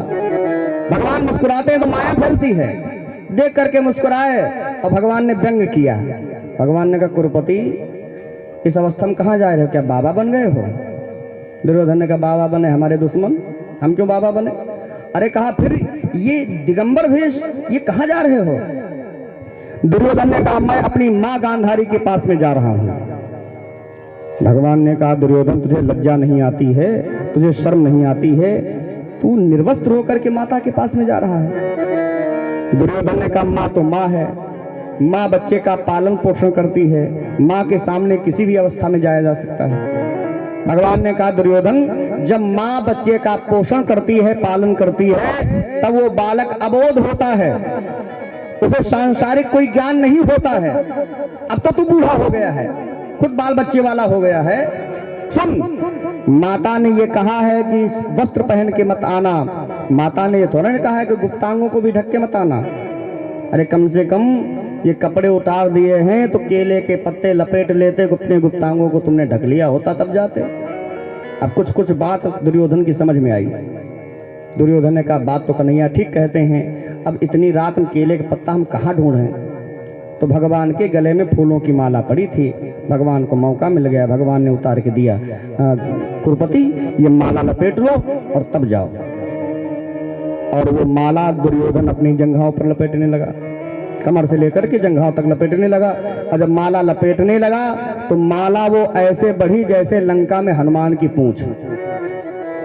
बढ़ते बढ़ते माला ने दुर्योधन की जंघाएं ढक ली। और जब माला के द्वारा जंघाएं ढक गई तब भगवान मुस्कुरा कर बोले अब ठीक है, अब जाओ।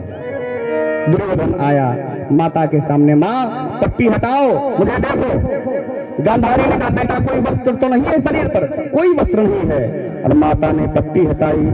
अरे पट्टी खोली गांधारी हे सुत बात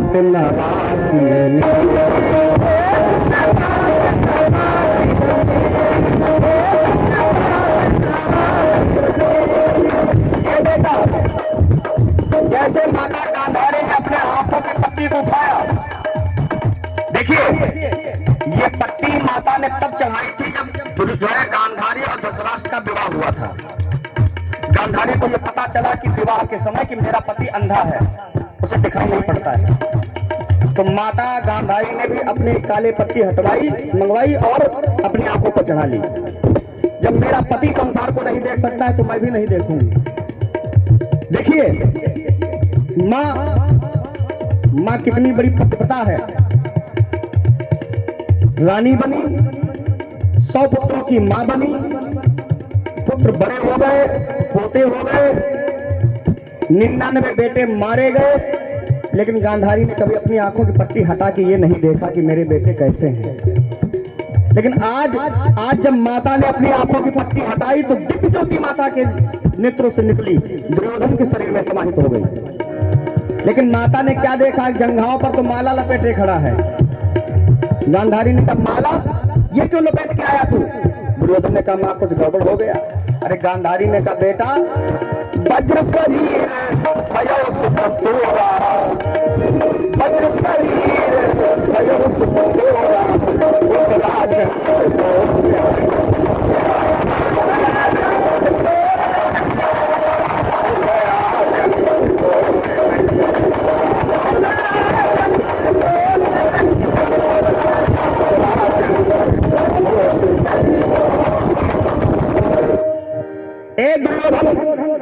मेरे नेत्रों के प्रभाव से तेरा सारा शरीर वज्र का हो गया है, लेकिन तूने अपनी जंघाओं पर जो माला लपेटी है, तेरे जंघाओं पर मेरी दृष्टि नहीं पड़ पाई, इसलिए तेरी जंघाएं हाड़ मांस की रह गई। सुन, तेरे सारे शरीर पर कोई वार करेगा तुझे कोई मार नहीं सकता है, लेकिन किसी ने जंघाओं पर वार कर दिया तो तुझको कोई बचा भी नहीं सकता है। इसलिए दुर्योधन, ये किसने कहा था माला लपेटने के लिए? हमने तो कहा था निर्वस्त्र होके आ जा। दुर्योधन रोने लगा, हाय हाय मैया, हम तो ऐसे आए रहे थे, रास्ते में वो काला कलूटा कन्हैया मिला, ऐसा उसने पट्टी पढ़ाई हमको। गांधारी ने कहा क्या तू इस कृष्ण की बात में आ गया? उस कृष्ण ने कहा तू माला लपेट के आ गया? जन्म का बैरी वो कन्हैया, और वो तेरा कब भला चीतेगा बेटा? जा भाग जा, नहीं तो तेरे जैसे 99 भाई मारे गए, तू भी मारा जाएगा। गांधारी समझ गई उस समय कि दुर्योधन को कोई बचा नहीं सकता है। क्यों? क्योंकि भगवान ही जिसके पीछे पड़ जाए उसको कौन बचा सकता है? भगवान जिसको बचाए उसको कौन मार सकता है? लेकिन भगवान ही जिसको मारना चाहे, इंसान को कोई सताए तो ईश्वर उसे बचाए, ईश्वर ही जिसे सताए उसे कौन बचाए, उसे कौन बचाए, उसे कौन बचाए।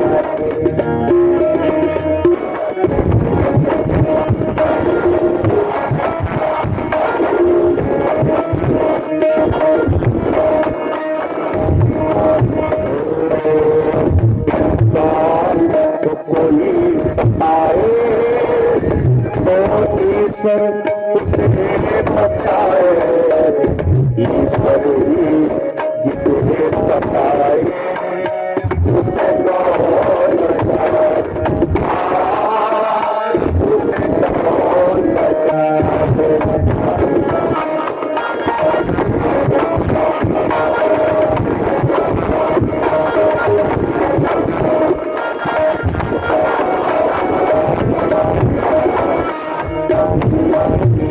अब ये लाइनें उस समय लिखी गई जिस समय लोग भ्रूण हत्या करते थे। जांच करवा करके ये पता करते थे गर्भ में मां के लड़का है कि लड़की है, और लड़की होती थी तो लोग गर्भ में ही उसे मार देते थे। इस तो रंगी दुनिया में देखा है अजब नजारा,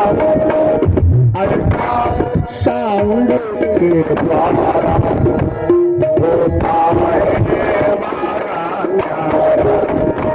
इसे दुनिया में देखा है अजब नजारा, शांड के द्वारा होता है हमारा न्यारा। जब बच्चा कहीं हो ये तो मां दौड़ के गले लगाए, जब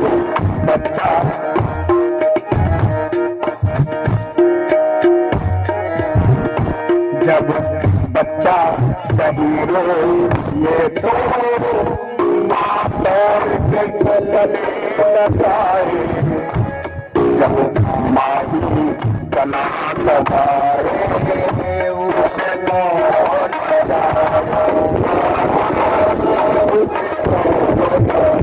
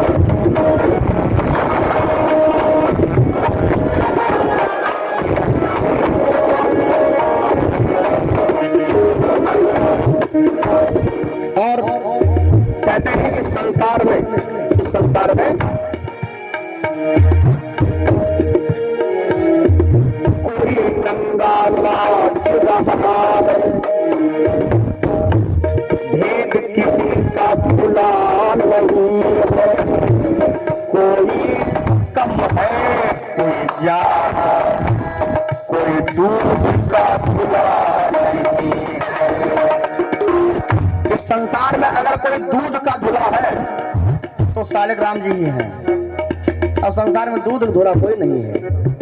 फर्क इतना है, कोई एकांत में पाप कर रहा है तो कोई खुलेआम कर रहा है, लेकिन थोड़ा थोड़ा गड़बड़ तो सब कर रहे हैं भाई। कोई नंगा नाच रहा है,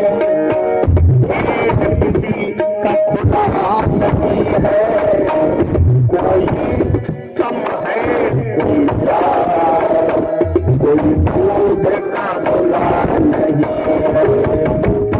नादान करे ना दानी तो ज्ञानी उसे बचाए, नादान करे ना दानी तो ज्ञानी उसे बचाए, जब ज्ञानी जो हाथ आए उसे बचाए।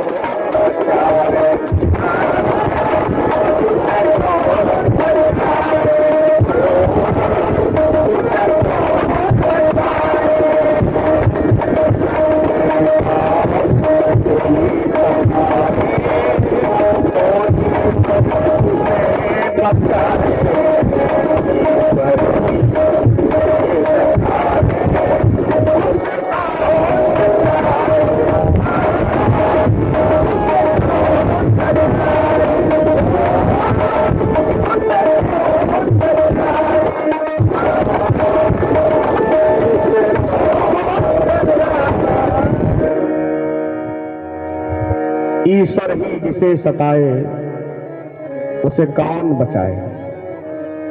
दुर्योधन वहां से भागा, और जब भागा तो व्यास सरोवर में आकर के छिपा, और जब व्यास सरोवर में आकर के छिपा तो दुर्योधन को एक क्रिया आती है जिसका नाम है स्तंभन। स्तंभन क्रिया के द्वारा दुर्योधन ने उस जल जो है जल को बर्फ की तरह जमा दिया, उल्टे पैर के निशान बना दिए। देखने पर ऐसा प्रतीत होता है कि जल से बाहर, सरोवर से बाहर कोई निकल के गया है। 18वें दिन का युद्ध प्रारंभ हुआ, शंख ध्वनि हुई, नगाड़े बजने लगे, और उस कुरुक्षेत्र के मैदान में दुर्योधन की खोज होने लगी। क्यों? जब तक दुर्योधन मारा नहीं जाता है तब तक युधिष्ठिर को राजा कैसे बनाया जाए। और जब खोज होने लगी तो दुर्योधन जब कुरुक्षेत्र में हो तब तो मिले, दुर्योधन का दिखाई नहीं पड़ रहा है। अब पांडव बड़ा बेचैन है, कहां चला गया आखिर में। तो भगवान को सब पता है। भगवान ने कहा सुनो, यहां तुम दिन भर ढूंढोगे नहीं मिलेगा। अर्जुन ने कहा कहां है? भगवान कहते हम जानते कहां है, चलो। भगवान ने 5 पांडवों को लिया, व्यास सरोवर के पास आए और युधिष्ठिर से बताया भैया ये दुर्योधन इसी सरोवर में छिपा बैठा है, ललकारो अभी निकलेगा। और जब ललकारने का नंबर आया तो युधिष्ठिर ने ललकारा, नकुल सहदेव अर्जुन ने ललकारा, किसी के ललकार से बाहर दुर्योधन नहीं आया। किसी की बात का कोई प्रभाव दुर्योधन पर नहीं पड़ा। 5 पांडवों में दुर्योधन अगर किसी से ज्यादा जलता है तो वो भीम है। भगवान ने भीम की तरफ इशारा किया, दद्दा तुम जरा ललकारो भी निकलेगा। भीम ने उठाई गदा, भीम बोले दुर्योधन बाहर आता है कि नहीं आता है? और नहीं आएगा तो अरे मारी बिकदा फाटी जल गई है, और पकड़ के सब ऊपर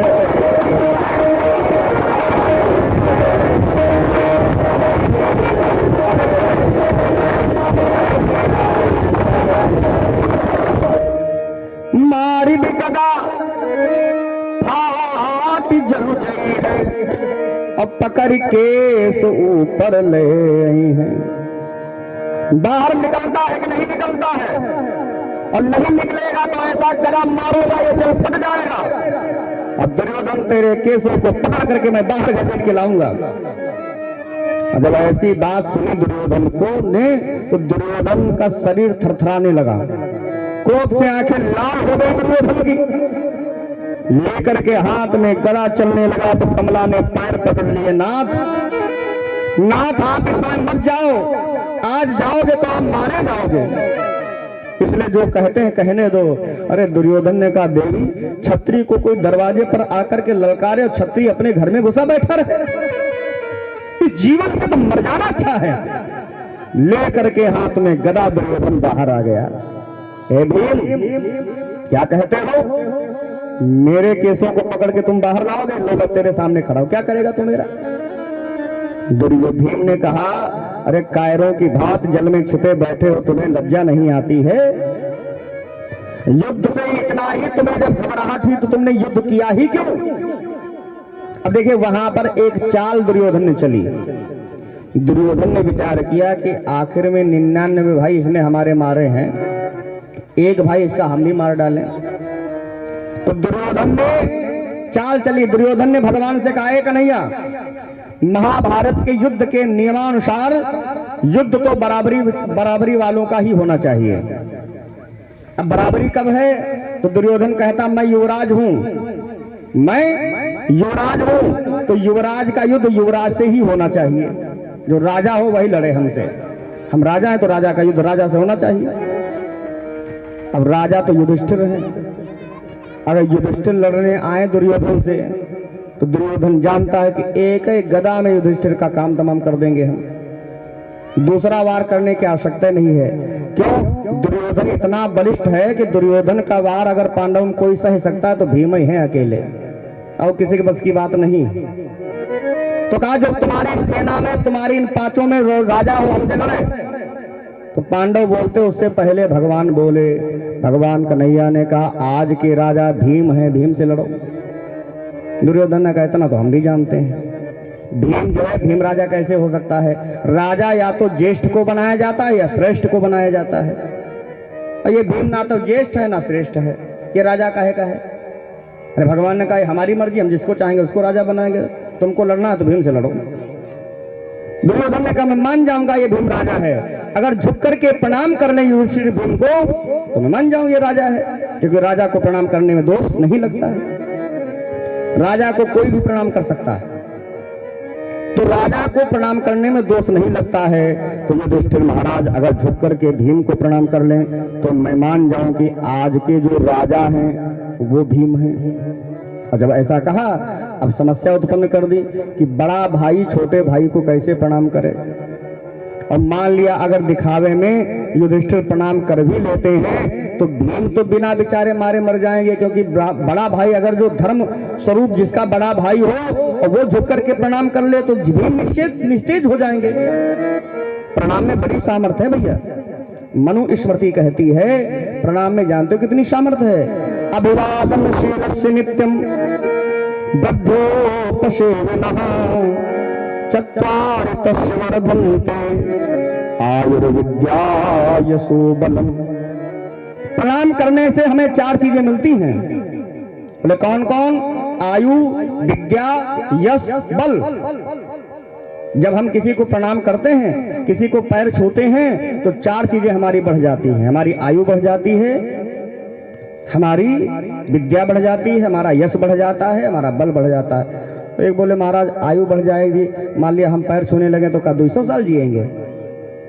हमने कहा 200 साल तो नहीं जियोगे, लेकिन आयु इस मामले में बढ़ जाएगी अगर जो 50 साल तुम्हारे अच्छे वाले होंगे और 50 साल बीमारी वाले होंगे। बुढ़ापे में बीमारियां आती हैं, तो अगर बीमारी वाले जो तुम्हारे साल हैं, अगर तुम प्रणाम करने लगे तो वो बीमारियां तुम्हारी कट जाएंगी। जो 100 साल का जीवन है वो बड़े आनंद से बीतेगा, निरोग तुम्हारा जीवन जो है कट जाएगा। अब मैंने एक बात अब समाज में और भी देखा है, अब लोग सबसे ज्यादा अगर कतराते हैं तो पैर छूने में। घर में कोई बड़ा बुजुर्ग आ जाए, रिश्तेदार आ जाए, और अगर कोई ऐसा संत ब्राह्मण आ जाए, तो आजकल नई जनरेशन में हमने देखा है कि बच्चे ज्यादातर जब तक माता पिता कहते रहे भैया इनको प्रणाम करो, तब तक कोई लेना देना नहीं। आजकल जमाना हाय हलो का आ गया है। अब तुम हाय हाय करते हो तो जिंदगी भर हाय हाय करोगे, हलो हाय, फिर हाय हाय में पड़े रहोगे।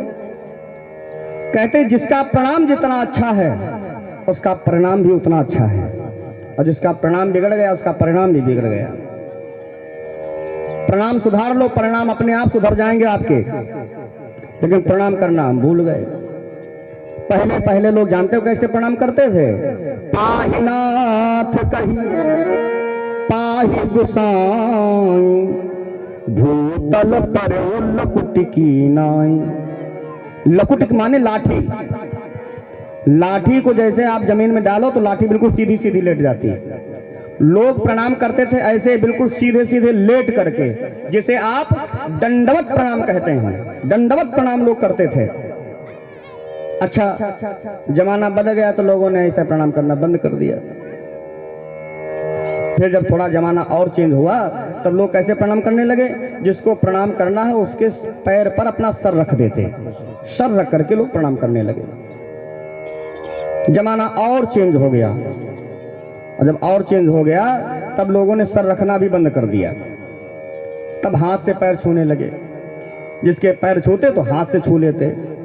और आजकल हमने देखा अब लोग झुकना नहीं जानते हैं। आजकल घुटने लोग छूते हैं, पैर में हाथ नहीं लगाते हैं, ऐसे घुटने दोनों छूकर हृदय में ऐसे लगा लेते हैं, ऐसे करके ऐसे। और जो तुम्हारे घुटना छू करके अपने हृदय में लगावे, समझो तुम्हारा पक्का दुश्मन है। आप कहोगे क्यों दुश्मन क्यों? वो पैर नहीं छू रहा है, वो कह रहा तुम्हारे घुटना टूट जाए, हमारो हृदय जुड़ाई जाए। अब घुटना छूने से क्या मिलेगा भाई? छूने हैं तो पैर छुओ। वैसे अगर आप सर नहीं रखते हैं तो नियम तो ये कहा गया है कि अपने दाहिने हाथ की जो अनामिका उंगली है, इस अनामिका उंगली से जिसको आप पैर छू रहे हैं उसके दोनों पैरों के नाक जो है अंगूठे के नाखून को छू करके और अपने ब्रह्मरंध्र भावों के मध्य में ऐसे लगाना चाहिए। जब ऐसे आप प्रणाम करोगे तब हमको चार चीजें मिलेंगी।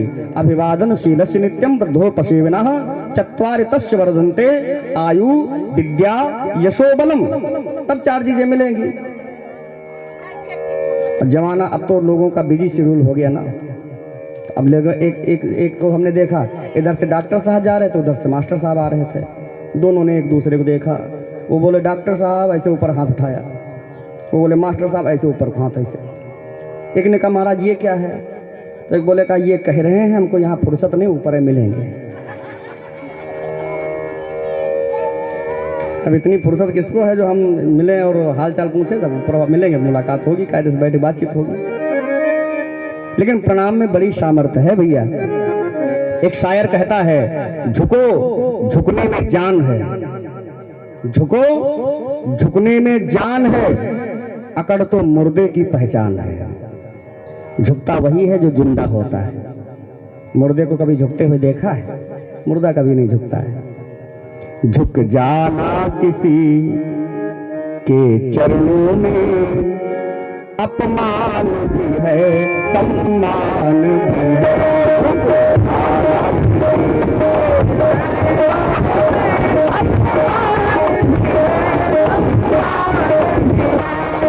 झुक जाना किसी के चरणों में अपमान भी है, सम्मान भी है। जो सुख के उठा ले गैरों को, जो सुख के उठा ले गैरों को, वो इंसान भी है।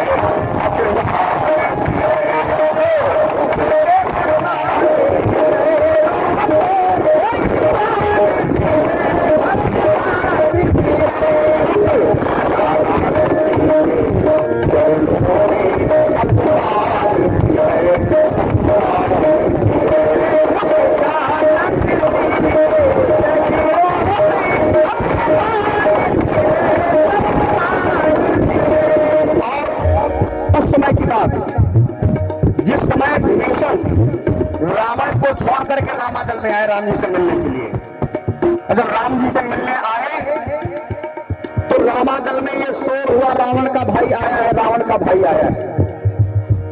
तो भगवान ने पूछा क्या किया जाए? तो किसी बंदर ने कहा इसको बंदी बनाओ, किसी ने कहा इसके हाथ तोड़ो, किसी ने कहा पैर तोड़ो। सब अपने अपने जो है दुश्मन का भाई है। और लक्ष्मण ने तो बहुत सवाल उठा लिया। लक्ष्मण ने कहा मैं नहीं छोड़ूंगा, मैं मार डालूंगा, दुश्मन का भाई आया है। तो राम जी ने रोका। राम जी ने कहा लक्ष्मण आए तीर लक्ष्मण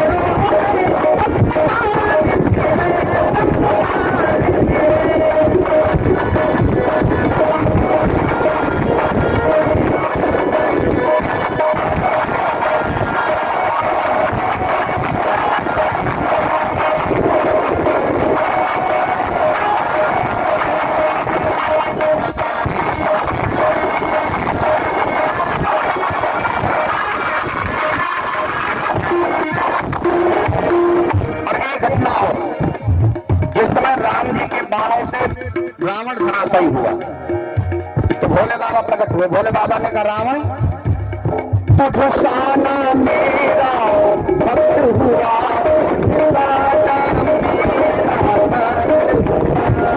तुझसाना मेरा भक्त हुआ, सारा जग तुझसे त्रस्त हुआ, सारा जग तुझसे त्रस्त हुआ।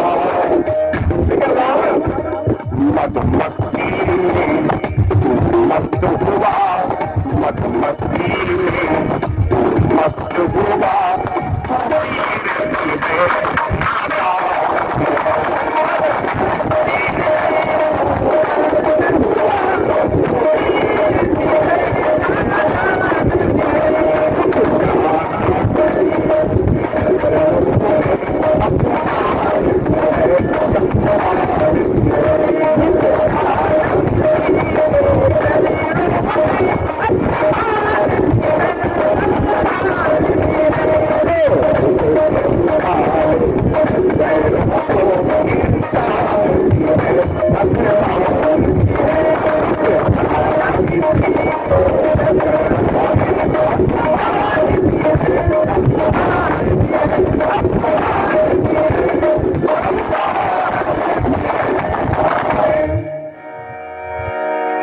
प्रणाम में बड़ी सामर्थ्य है।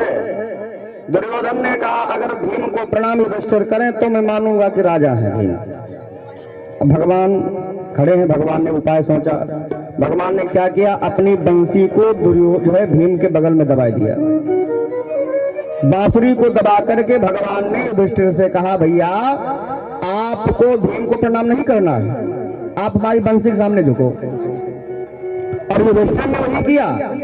युधिष्ठिर भीम की जो है भीम के बगल में दबी हुई जो बंसी है उसके सामने झुके। और जैसे भगवान की बंसी के सामने झुके तो उस बंसी के अंदर से भगवान मंद मंद मुस्कुराते हुए युधिष्ठिर को दर्शन देने लगे। बोले भक्तवत्सल भगवान की। बार बार प्रणाम कर रहे हैं युधिष्ठिर भगवान की बंसी को। और जब युधिष्ठिर झुक गए, प्रणाम कर लिया, तो दुर्योधन ने सोचा कि हमें लगता है कि महाराज युधिष्ठिर ने प्रणाम कर लिया, अब तो लड़ना पड़ेगा। युद्ध प्रारंभ हो गया। और जब युद्ध प्रारंभ हुआ तो श्री सूत जी कहते हैं बड़ा भयंकर युद्ध हुआ। लड़ते लड़ते सुबह से दोपहर हो गई, दोपहर से शाम होने वाली है, लेकिन आज जो युद्ध का माहौल है वो बदला हुआ है। जब भीम युद्ध वार करते हैं दुर्योधन के ऊपर तो ऐसा लगता है किसी पत्थर पर गदा पटक रहे हों, क्योंकि गदा युद्ध का नियम था कि कमर के ऊपर, कमर के नीचे कोई वार नहीं करेगा, कमर के ऊपर ही मारो। अब कमर के ऊपर तो दुर्योधन का शरीर वज्र का है। अब जिस समय घुमा करके गदा मारता है दुर्योधन तो भीम सहम जाते हैं। वार पर वार कर रहे थे पर वार न काम दिखाता था, जो भीम प्रहार कर रहे थे तो दुर्योधन मुस्कुराता था। जितना जोर लगा करके भीम मारते हैं दुर्योधन उतना मुस्कुराता है। और भीम क्या हाल, भीम चक्कर में पड़े, आज हुई क्या गया है। वैसे तो जब कभी युद्ध हुआ तो मैं इस पर भारी पड़ता था, आज ये मुझ पर भारी पड़ रहा है। लड़ते लड़ते दोपहर हो गई, शाम हो गई। अब भीम को ऐसा लगने लगा कि 4-6 गदा और पड़ी तो अपना काम हो जाएगा। अंत तो गत्वा भीम ने भगवान की तरफ देखा, क्या करें। तो कन्हैया ने कहा दद्दा आप कमर के ऊपर मारते रहो, कोई प्रभाव पड़ने वाला है नहीं। बोले तो अरे कहा इसको मारना है तो इसके जंघों पर मार करो। भीम ने कहा ये तो अधर्म है, ये तो युद्ध नीति के खिलाफ है, मैं कैसे मारूं। भगवान ने कहा भैया अधर्मी को मारने के लिए अगर अधर्म का भी सहारा लेना पड़े तो ले लेना चाहिए, मारो। भगवान ने कहा जब मारो मारो, बार बार कहा तो भीम ने नचा करके गदा जो प्रहार किया दुर्योधन की जंघाओं पर, दुर्योधन की दोनों जंघाएं टूटी। और जंघाएं टूटी तो दुर्योधन अचेत होकर के रणभूमि में गिरा। यथा मधेस्ता रव संजयाना वीर सथो वीर गतिम गतेषु बकोदरा विद्यगदा विमर्शम भगरोरुदंडे धृतराष्ट्रपुत्र। भीम की गदा के द्वारा दुर्योधन की जंघाएं तोड़ी गई। अचेत होकर के दुर्योधन उस रण क्षेत्र में गिरा। अभी मरा नहीं है, अचेत हुआ है। लेकिन भगवान ने कहा चलो, दुर्योधन मारा गया। पांडवों को साथ में लिया और कहा चलो हम लोग अपने राज्याभिषेक की तैयारी करते हैं। युद्ध नर विजय की विजय हुई है और विजय का हम लोग उत्सव मनाते हैं। पांडवों को लेकर के भगवान अधमरा ही छोड़ करके दुर्योधन को चले गए। इधर रण क्षेत्र की हालत क्या है? शोक अनुरक्त रक्त रंजित वसुंधरा थी। कोई वीर आहत कराह आह भरता था। गीध वायुसों के झुंड उत्सव मनाते थे। उस रण क्षेत्र में योगनी का नृत्य होता था। ए भैया, उस महाभारत के मैदान में लाशों के ऊपर लाशों के ढेर लगे हुए हैं। कई मरे पड़े हुए हैं और कई अधमरे पड़े हुए हैं। कोई किसी से हालचाल पूछने वाला नहीं है। गीध चार मनमाना मांस नोच नोच करके खा रहे हैं। तब तक कुछ गिद्धों के झुंडों ने कहा हमें ऐसा पता चला है कि आज कुरुपति मारा गया है, दुर्योधन मारा गया है, चलो दुर्योधन का मांस खाया जाए। तो कुछ झुंड जो है गिद्ध के दौड़े हैं दुर्योधन के ऊपर, और जब दुर्योधन के शरीर को नोचने लगे, अचेत अवस्था थी, जागृत हो गई। इधर हाथ पटकता है, उधर हाथ पटकता है, परेशान हो रहा है, गिद्धों को भगा रहा है। सूत जी कहते जंघाएं टूटी हैं तो उठ भी नहीं सकता है। जंघाओं जो रो रहा है, चिल्ला रहा है, कोई बचा लो, कोई बचा लो। कोई तो नहीं आया। लेकिन दुर्योधन का एक मित्र है जिसका नाम है अश्वत्थामा। द्रोणाचार्य का पुत्र है, इसलिए लोग उसे द्रोणी भी कहते हैं। द्रोणी आया और द्रोणी ने आकर के एक बार मारा, और जब एक बार मारा तो जितने गिद्ध शरीर को नोच रहे थे सब भाग गए वहां से। और दौड़ करके अश्वत्थामा ने दुर्योधन के सर को अपनी गोद में रख लिया, रोने लगा, मित्र, ए मित्र, ये हालत तुम्हारी किसने कर दी? दुर्योधन रोने लगा। दुर्योधन ने कहा भैया, उस दुष्ट भीम के अलावा और मेरी हालत कौन कर सकता है? अश्वत्थामा ने कहा मित्र एक बात कहें, आज तक तुमने अपनी सेना में जितने भी सेनापति बनाए, वो कोई भी हो, चाहे वो बाबा भीष्म हो, मेरे पिता द्रोणाचार्य हो, तुम्हारा मित्र कर्ण हो, या फिर मामा शल्य हो, जितने भी सेनापति तुमने अपनी सेना में बनाए, वे सारे सेनापति तन से, तुम्हारी तरफ से, मन से सब पांडवों का साथ दे रहे थे। इसलिए तुम्हें युद्ध में जीत नहीं मिली, युद्ध में विजय नहीं मिली। दुर्योधन, अगर तुमने महाभारत के युद्ध में मुझे अपना सेनापति बनाया होता तो मैं तुम्हारे सामने अवसर ही नहीं आने देता। दुर्योधन बड़ा होशियार। दुर्योधन के शरीर से जो रक्त निकल रहा था उसी रक्त को अंगूठे पर लगाया और जो है अश्वत्थामा के मस्तक पर तिलक कर दिया। दुर्योधन ने कहा सुनो, जब तक मैं मर नहीं जाता तब तक मैं राजा हूं और मैं अब तुम्हें अपना सेनापति बनाता हूं। बोलो क्या कुछ हमारे लिए कर सकते हो? अश्वत्थामा ने कहा महाराज आप आदेश करिए, क्या करना है? तो दुर्योधन ने कहा, दुर्योधन बोला अय द्रोणी, एहसान मेरे ऊपर कर दे, उन 5 पांडवों के सर को काट कर मेरे आगे धर दे।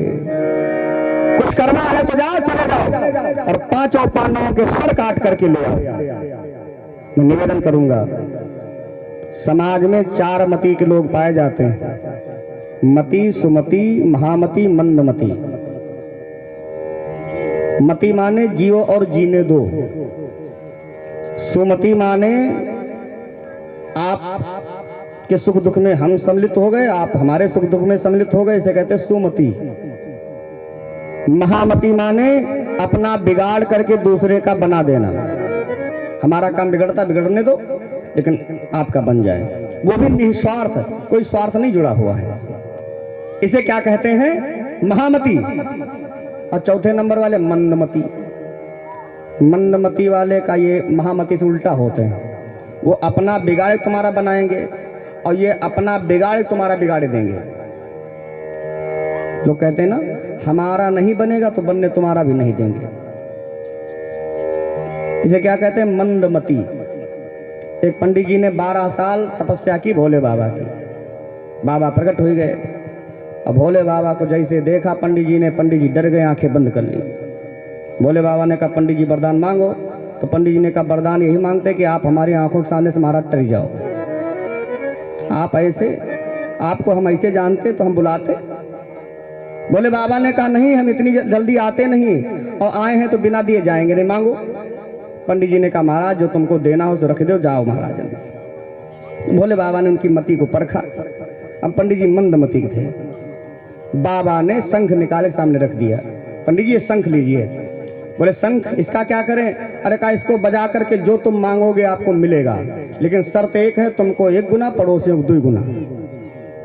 पंडित जी ने सोचा आगे लगा इसे शंख में।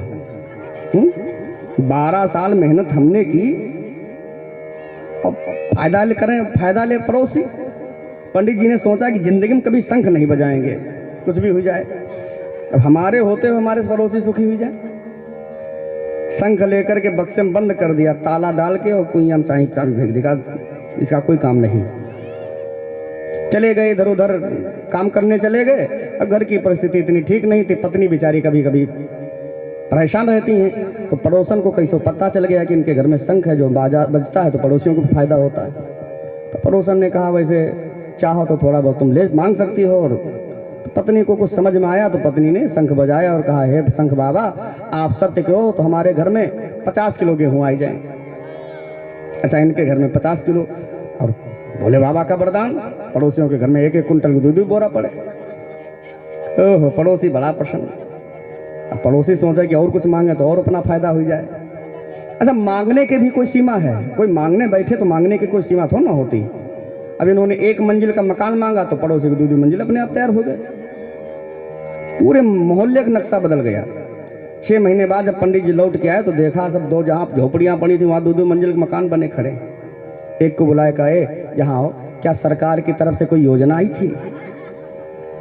उसने कहा नहीं महाराज, योजना कोई नहीं, सब आप ही की कृपा है। अब पंडित जी ने जैसे सुना आप ही की कृपा, तो जान गए शंख बजाए। पंडित जी वहां से दौड़े भागे आए। पंडित जी ने कहा मूर्ख कहीं की, दुष्ट कहीं की, तो उसको मांगना नहीं आता है, ऐसे मांगा जाता है। लाओ शंख हमको, लाओ हम मांगते हैं। पत्नी ने कहा दिया शंख, का कैसे मांगा जाता है?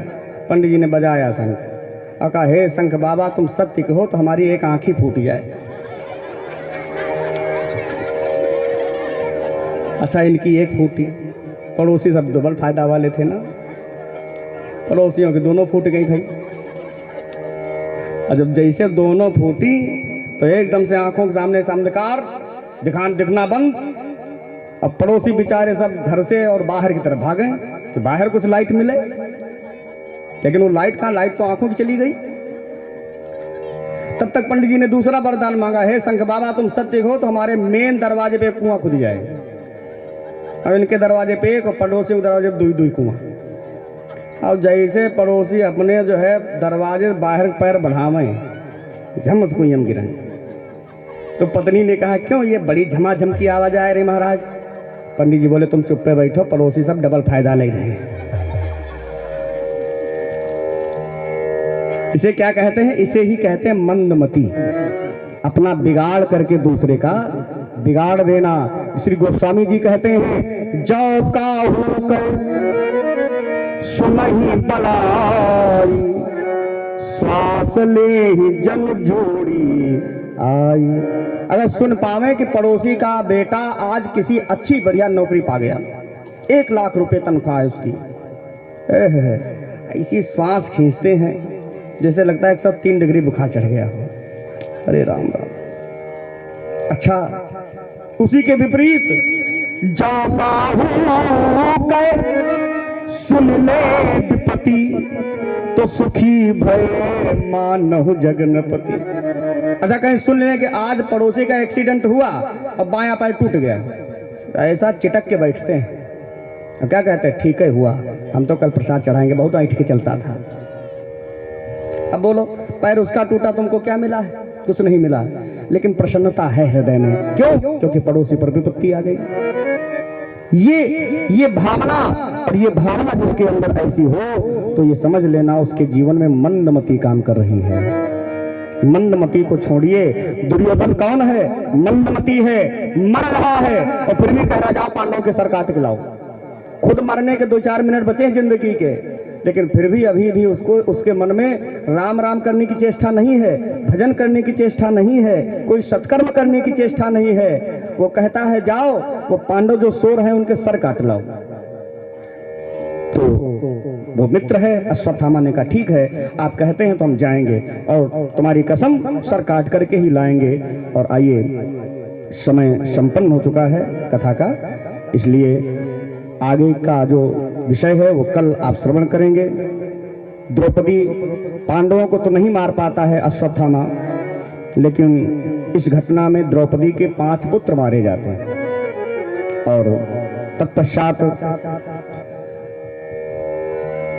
जो उत्तरा के गर्भ में महाराज परीक्षित पल रहे हैं उनको भी मारने का प्रयास करता है श्री जो है अश्वत्थामा, लेकिन भगवान रक्षा करते हैं। तत्पश्चात परीक्षित का जन्म होता है, परीक्षित का राज्य, और फिर श्री सुखदेव जी महाराज, परीक्षित को श्राप होता है तो सुखदेव जी कथा सुनाने आते हैं। कथा प्रारंभ होती है तो सृष्टि विषयक प्रश्न श्री परीक्षित जी महाराज करते हैं। उस सृष्टि विषयक प्रश्न में सृष्टि का वर्णन करते हैं सुखदेव जी। तो मनु के 3 कन्याओं का वंश का वर्णन भागवत में है, 2 पुत्रों के वंश का वर्णन है। और उन 3 कन्याओं के वंश में माता सती का भी प्रादुर्भाव हुआ है। सती शंकर विवाह, शिव विवाह की कथा कही है, तो मैं कोशिश करूंगा कि कल भोले बाबा का विवाह की कथा तक आपको पहुंचाया जाए। और फिर जैसी प्रभु की इच्छा, बोलो गोविंद भगवान की जय, सच्चिदानंद भगवान की जय। और निवेदन ये है कि ये कथा आप सबकी है, सबके द्वारा हो रही है, सबका सहयोग है, इसलिए जितना भी हो सके आप समय निकालिए, ज़्यादा से ज़्यादा आकर के कथा सुनिए और जिसको भगवान ने जैसा दिया है अपने सामर्थ्य के अनुसार कथा में सहयोग करें। और निवेदन प्रसाद का विशेष आप लोगों से निवेदन, और तो हम ज़्यादा कुछ नहीं कहते, लेकिन प्रसाद जरूर आप लोग थोड़ा थोड़ा, जैसा कल मैंने निवेदन आपसे किया था कि आप लोग अपने अपने घर से आटा का वो प्रसाद बना करके, पंजरी बना करके लाएं। और वो प्रसाद बड़ा महत्वपूर्ण रहता है कथा में। और सुबह 8 बजे से 10 बजे के मध्य में यज्ञ होता है, हवन होता है, पूजन होता है। आप सभी लोग यज्ञ के लिए, हवन के लिए, पूजन के लिए सादर आमंत्रित हैं। और परिक्रमा भी आप लोग लगाया करिए, जिसकी जैसी श्रद्धा है, जिस वस्तु से आप परिक्रमा लगाना चाहें आप अपने सामर्थ्य के अनुसार, अपनी श्रद्धा के अनुसार परिक्रमा भी लगाएं। और कथा सुनने के लिए अवश्य पधारें। और सभी लोग आइए, 2 दिन बीत चुके हैं और धीरे धीरे समय बढ़ता चला जाएगा और सभी लोग पधारें, ये विशेष आग्रह आप लोगों से है। बोले भक्तवत्सल भगवान की।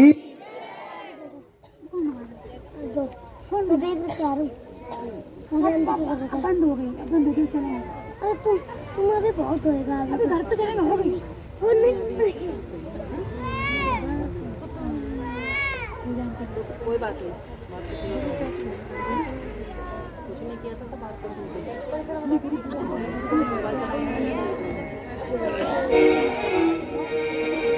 आइए, बड़ा ही प्यारा सा भजन आप लोग आए, तत्पश्चात आरती प्रसाद चले आओ, श्याम दर्शन दिखाने हो,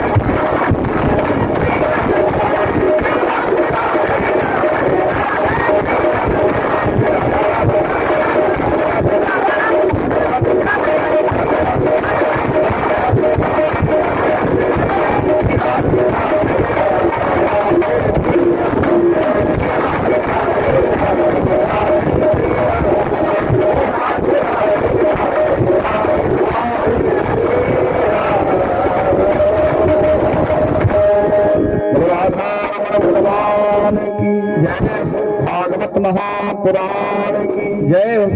सभी लोग यथास्थान खड़े हो जाएं, आरती पाठ।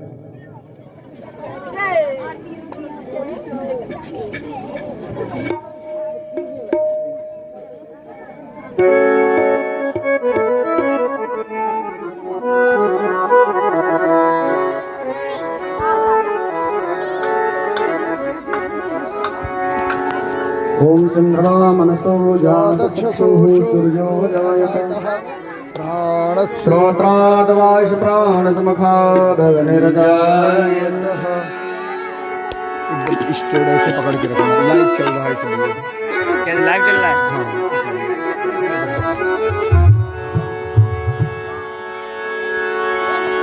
जय हो यशोदा जी के प्यारे लाल बांके बिहारी तेरे आरती गाओ, गिरधारी तेरी आरती गाओ, श्यामसुंदरी तेरी आरती गाओ, बांके बिहारी तेरी आरती गाओ। जय हो जय हो जय हो जय हो जय हो जय हो यशोदा जी के प्यारे लाल बांके बिहारी तेरी आरती गाओ, गिरधारी तेरी आरती गाओ, पूरा मिलेगा।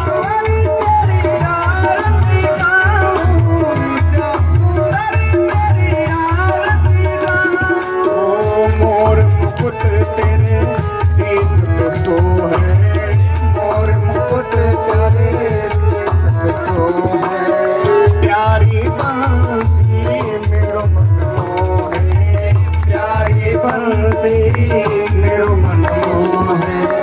देख छवि बलिहारी में जाऊं, देख छवि बलिहारी में जाऊं, बांके बिहारी तेरी आरती गाऊं, गिरधारी तेरी आरती गाऊं, श्यामसुंदर तेरी आरती गाऊं।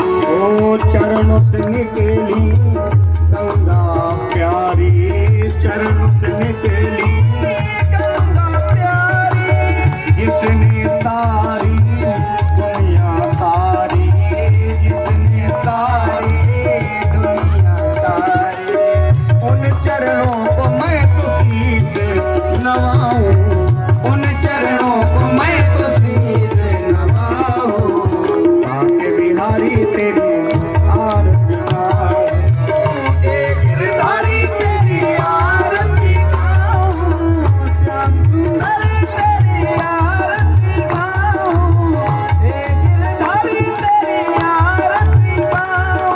ओ सब भगतन के नाथ आप हो, सब भगतन के नाथ आप हो, सुख दुख जीवन प्यारे साथ आप हो, सुख दुख जीवन प्यारे साथ आप हो।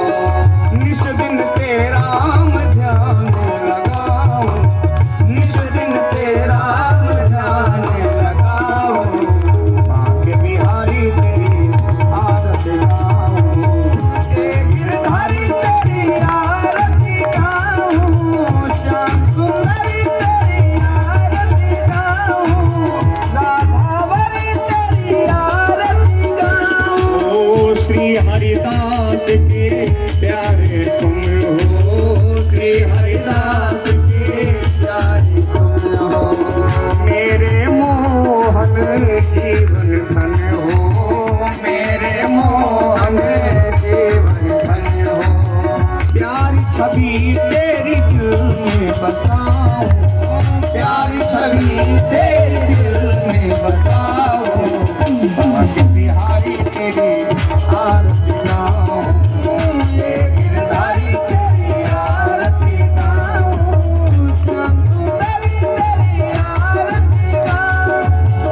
ओ जय हो जय हो जय हो जय हो जय हो जय हो यशोदा जी के प्यारे लाल बांके बिहारी तेरी आरती गाऊं, गिरधारी तेरी आरती गाऊं, श्यामसुंदरी तेरी आरती गाऊं, राधावरी तेरी आरती गाऊं।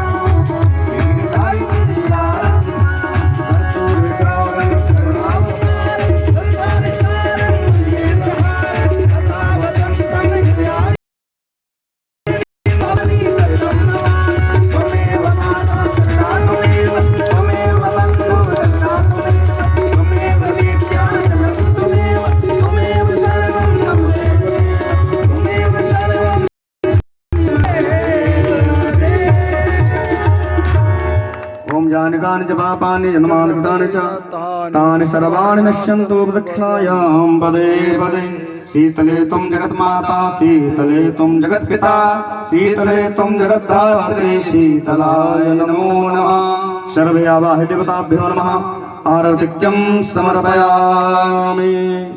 बोलो गणेश भगवान की जय, गौरी मैया की जय, भागवत महापुराण की जय, लड्डू गोपाल भगवान की जय, वृंदावन बिहारी लाल की जय, भूत भावन भोलेनाथ की जय, राम देवता की जय, स्थान देवता की जय, संत समाज की जय, सत्य सनातन धर्म की जय, भारत माता की जय, धर्म की जय हो, अधर्म का विनाश, गाड़ियों में विश्व का कल्याण। ओम नमः पार्वती पतये हर हर महादेव।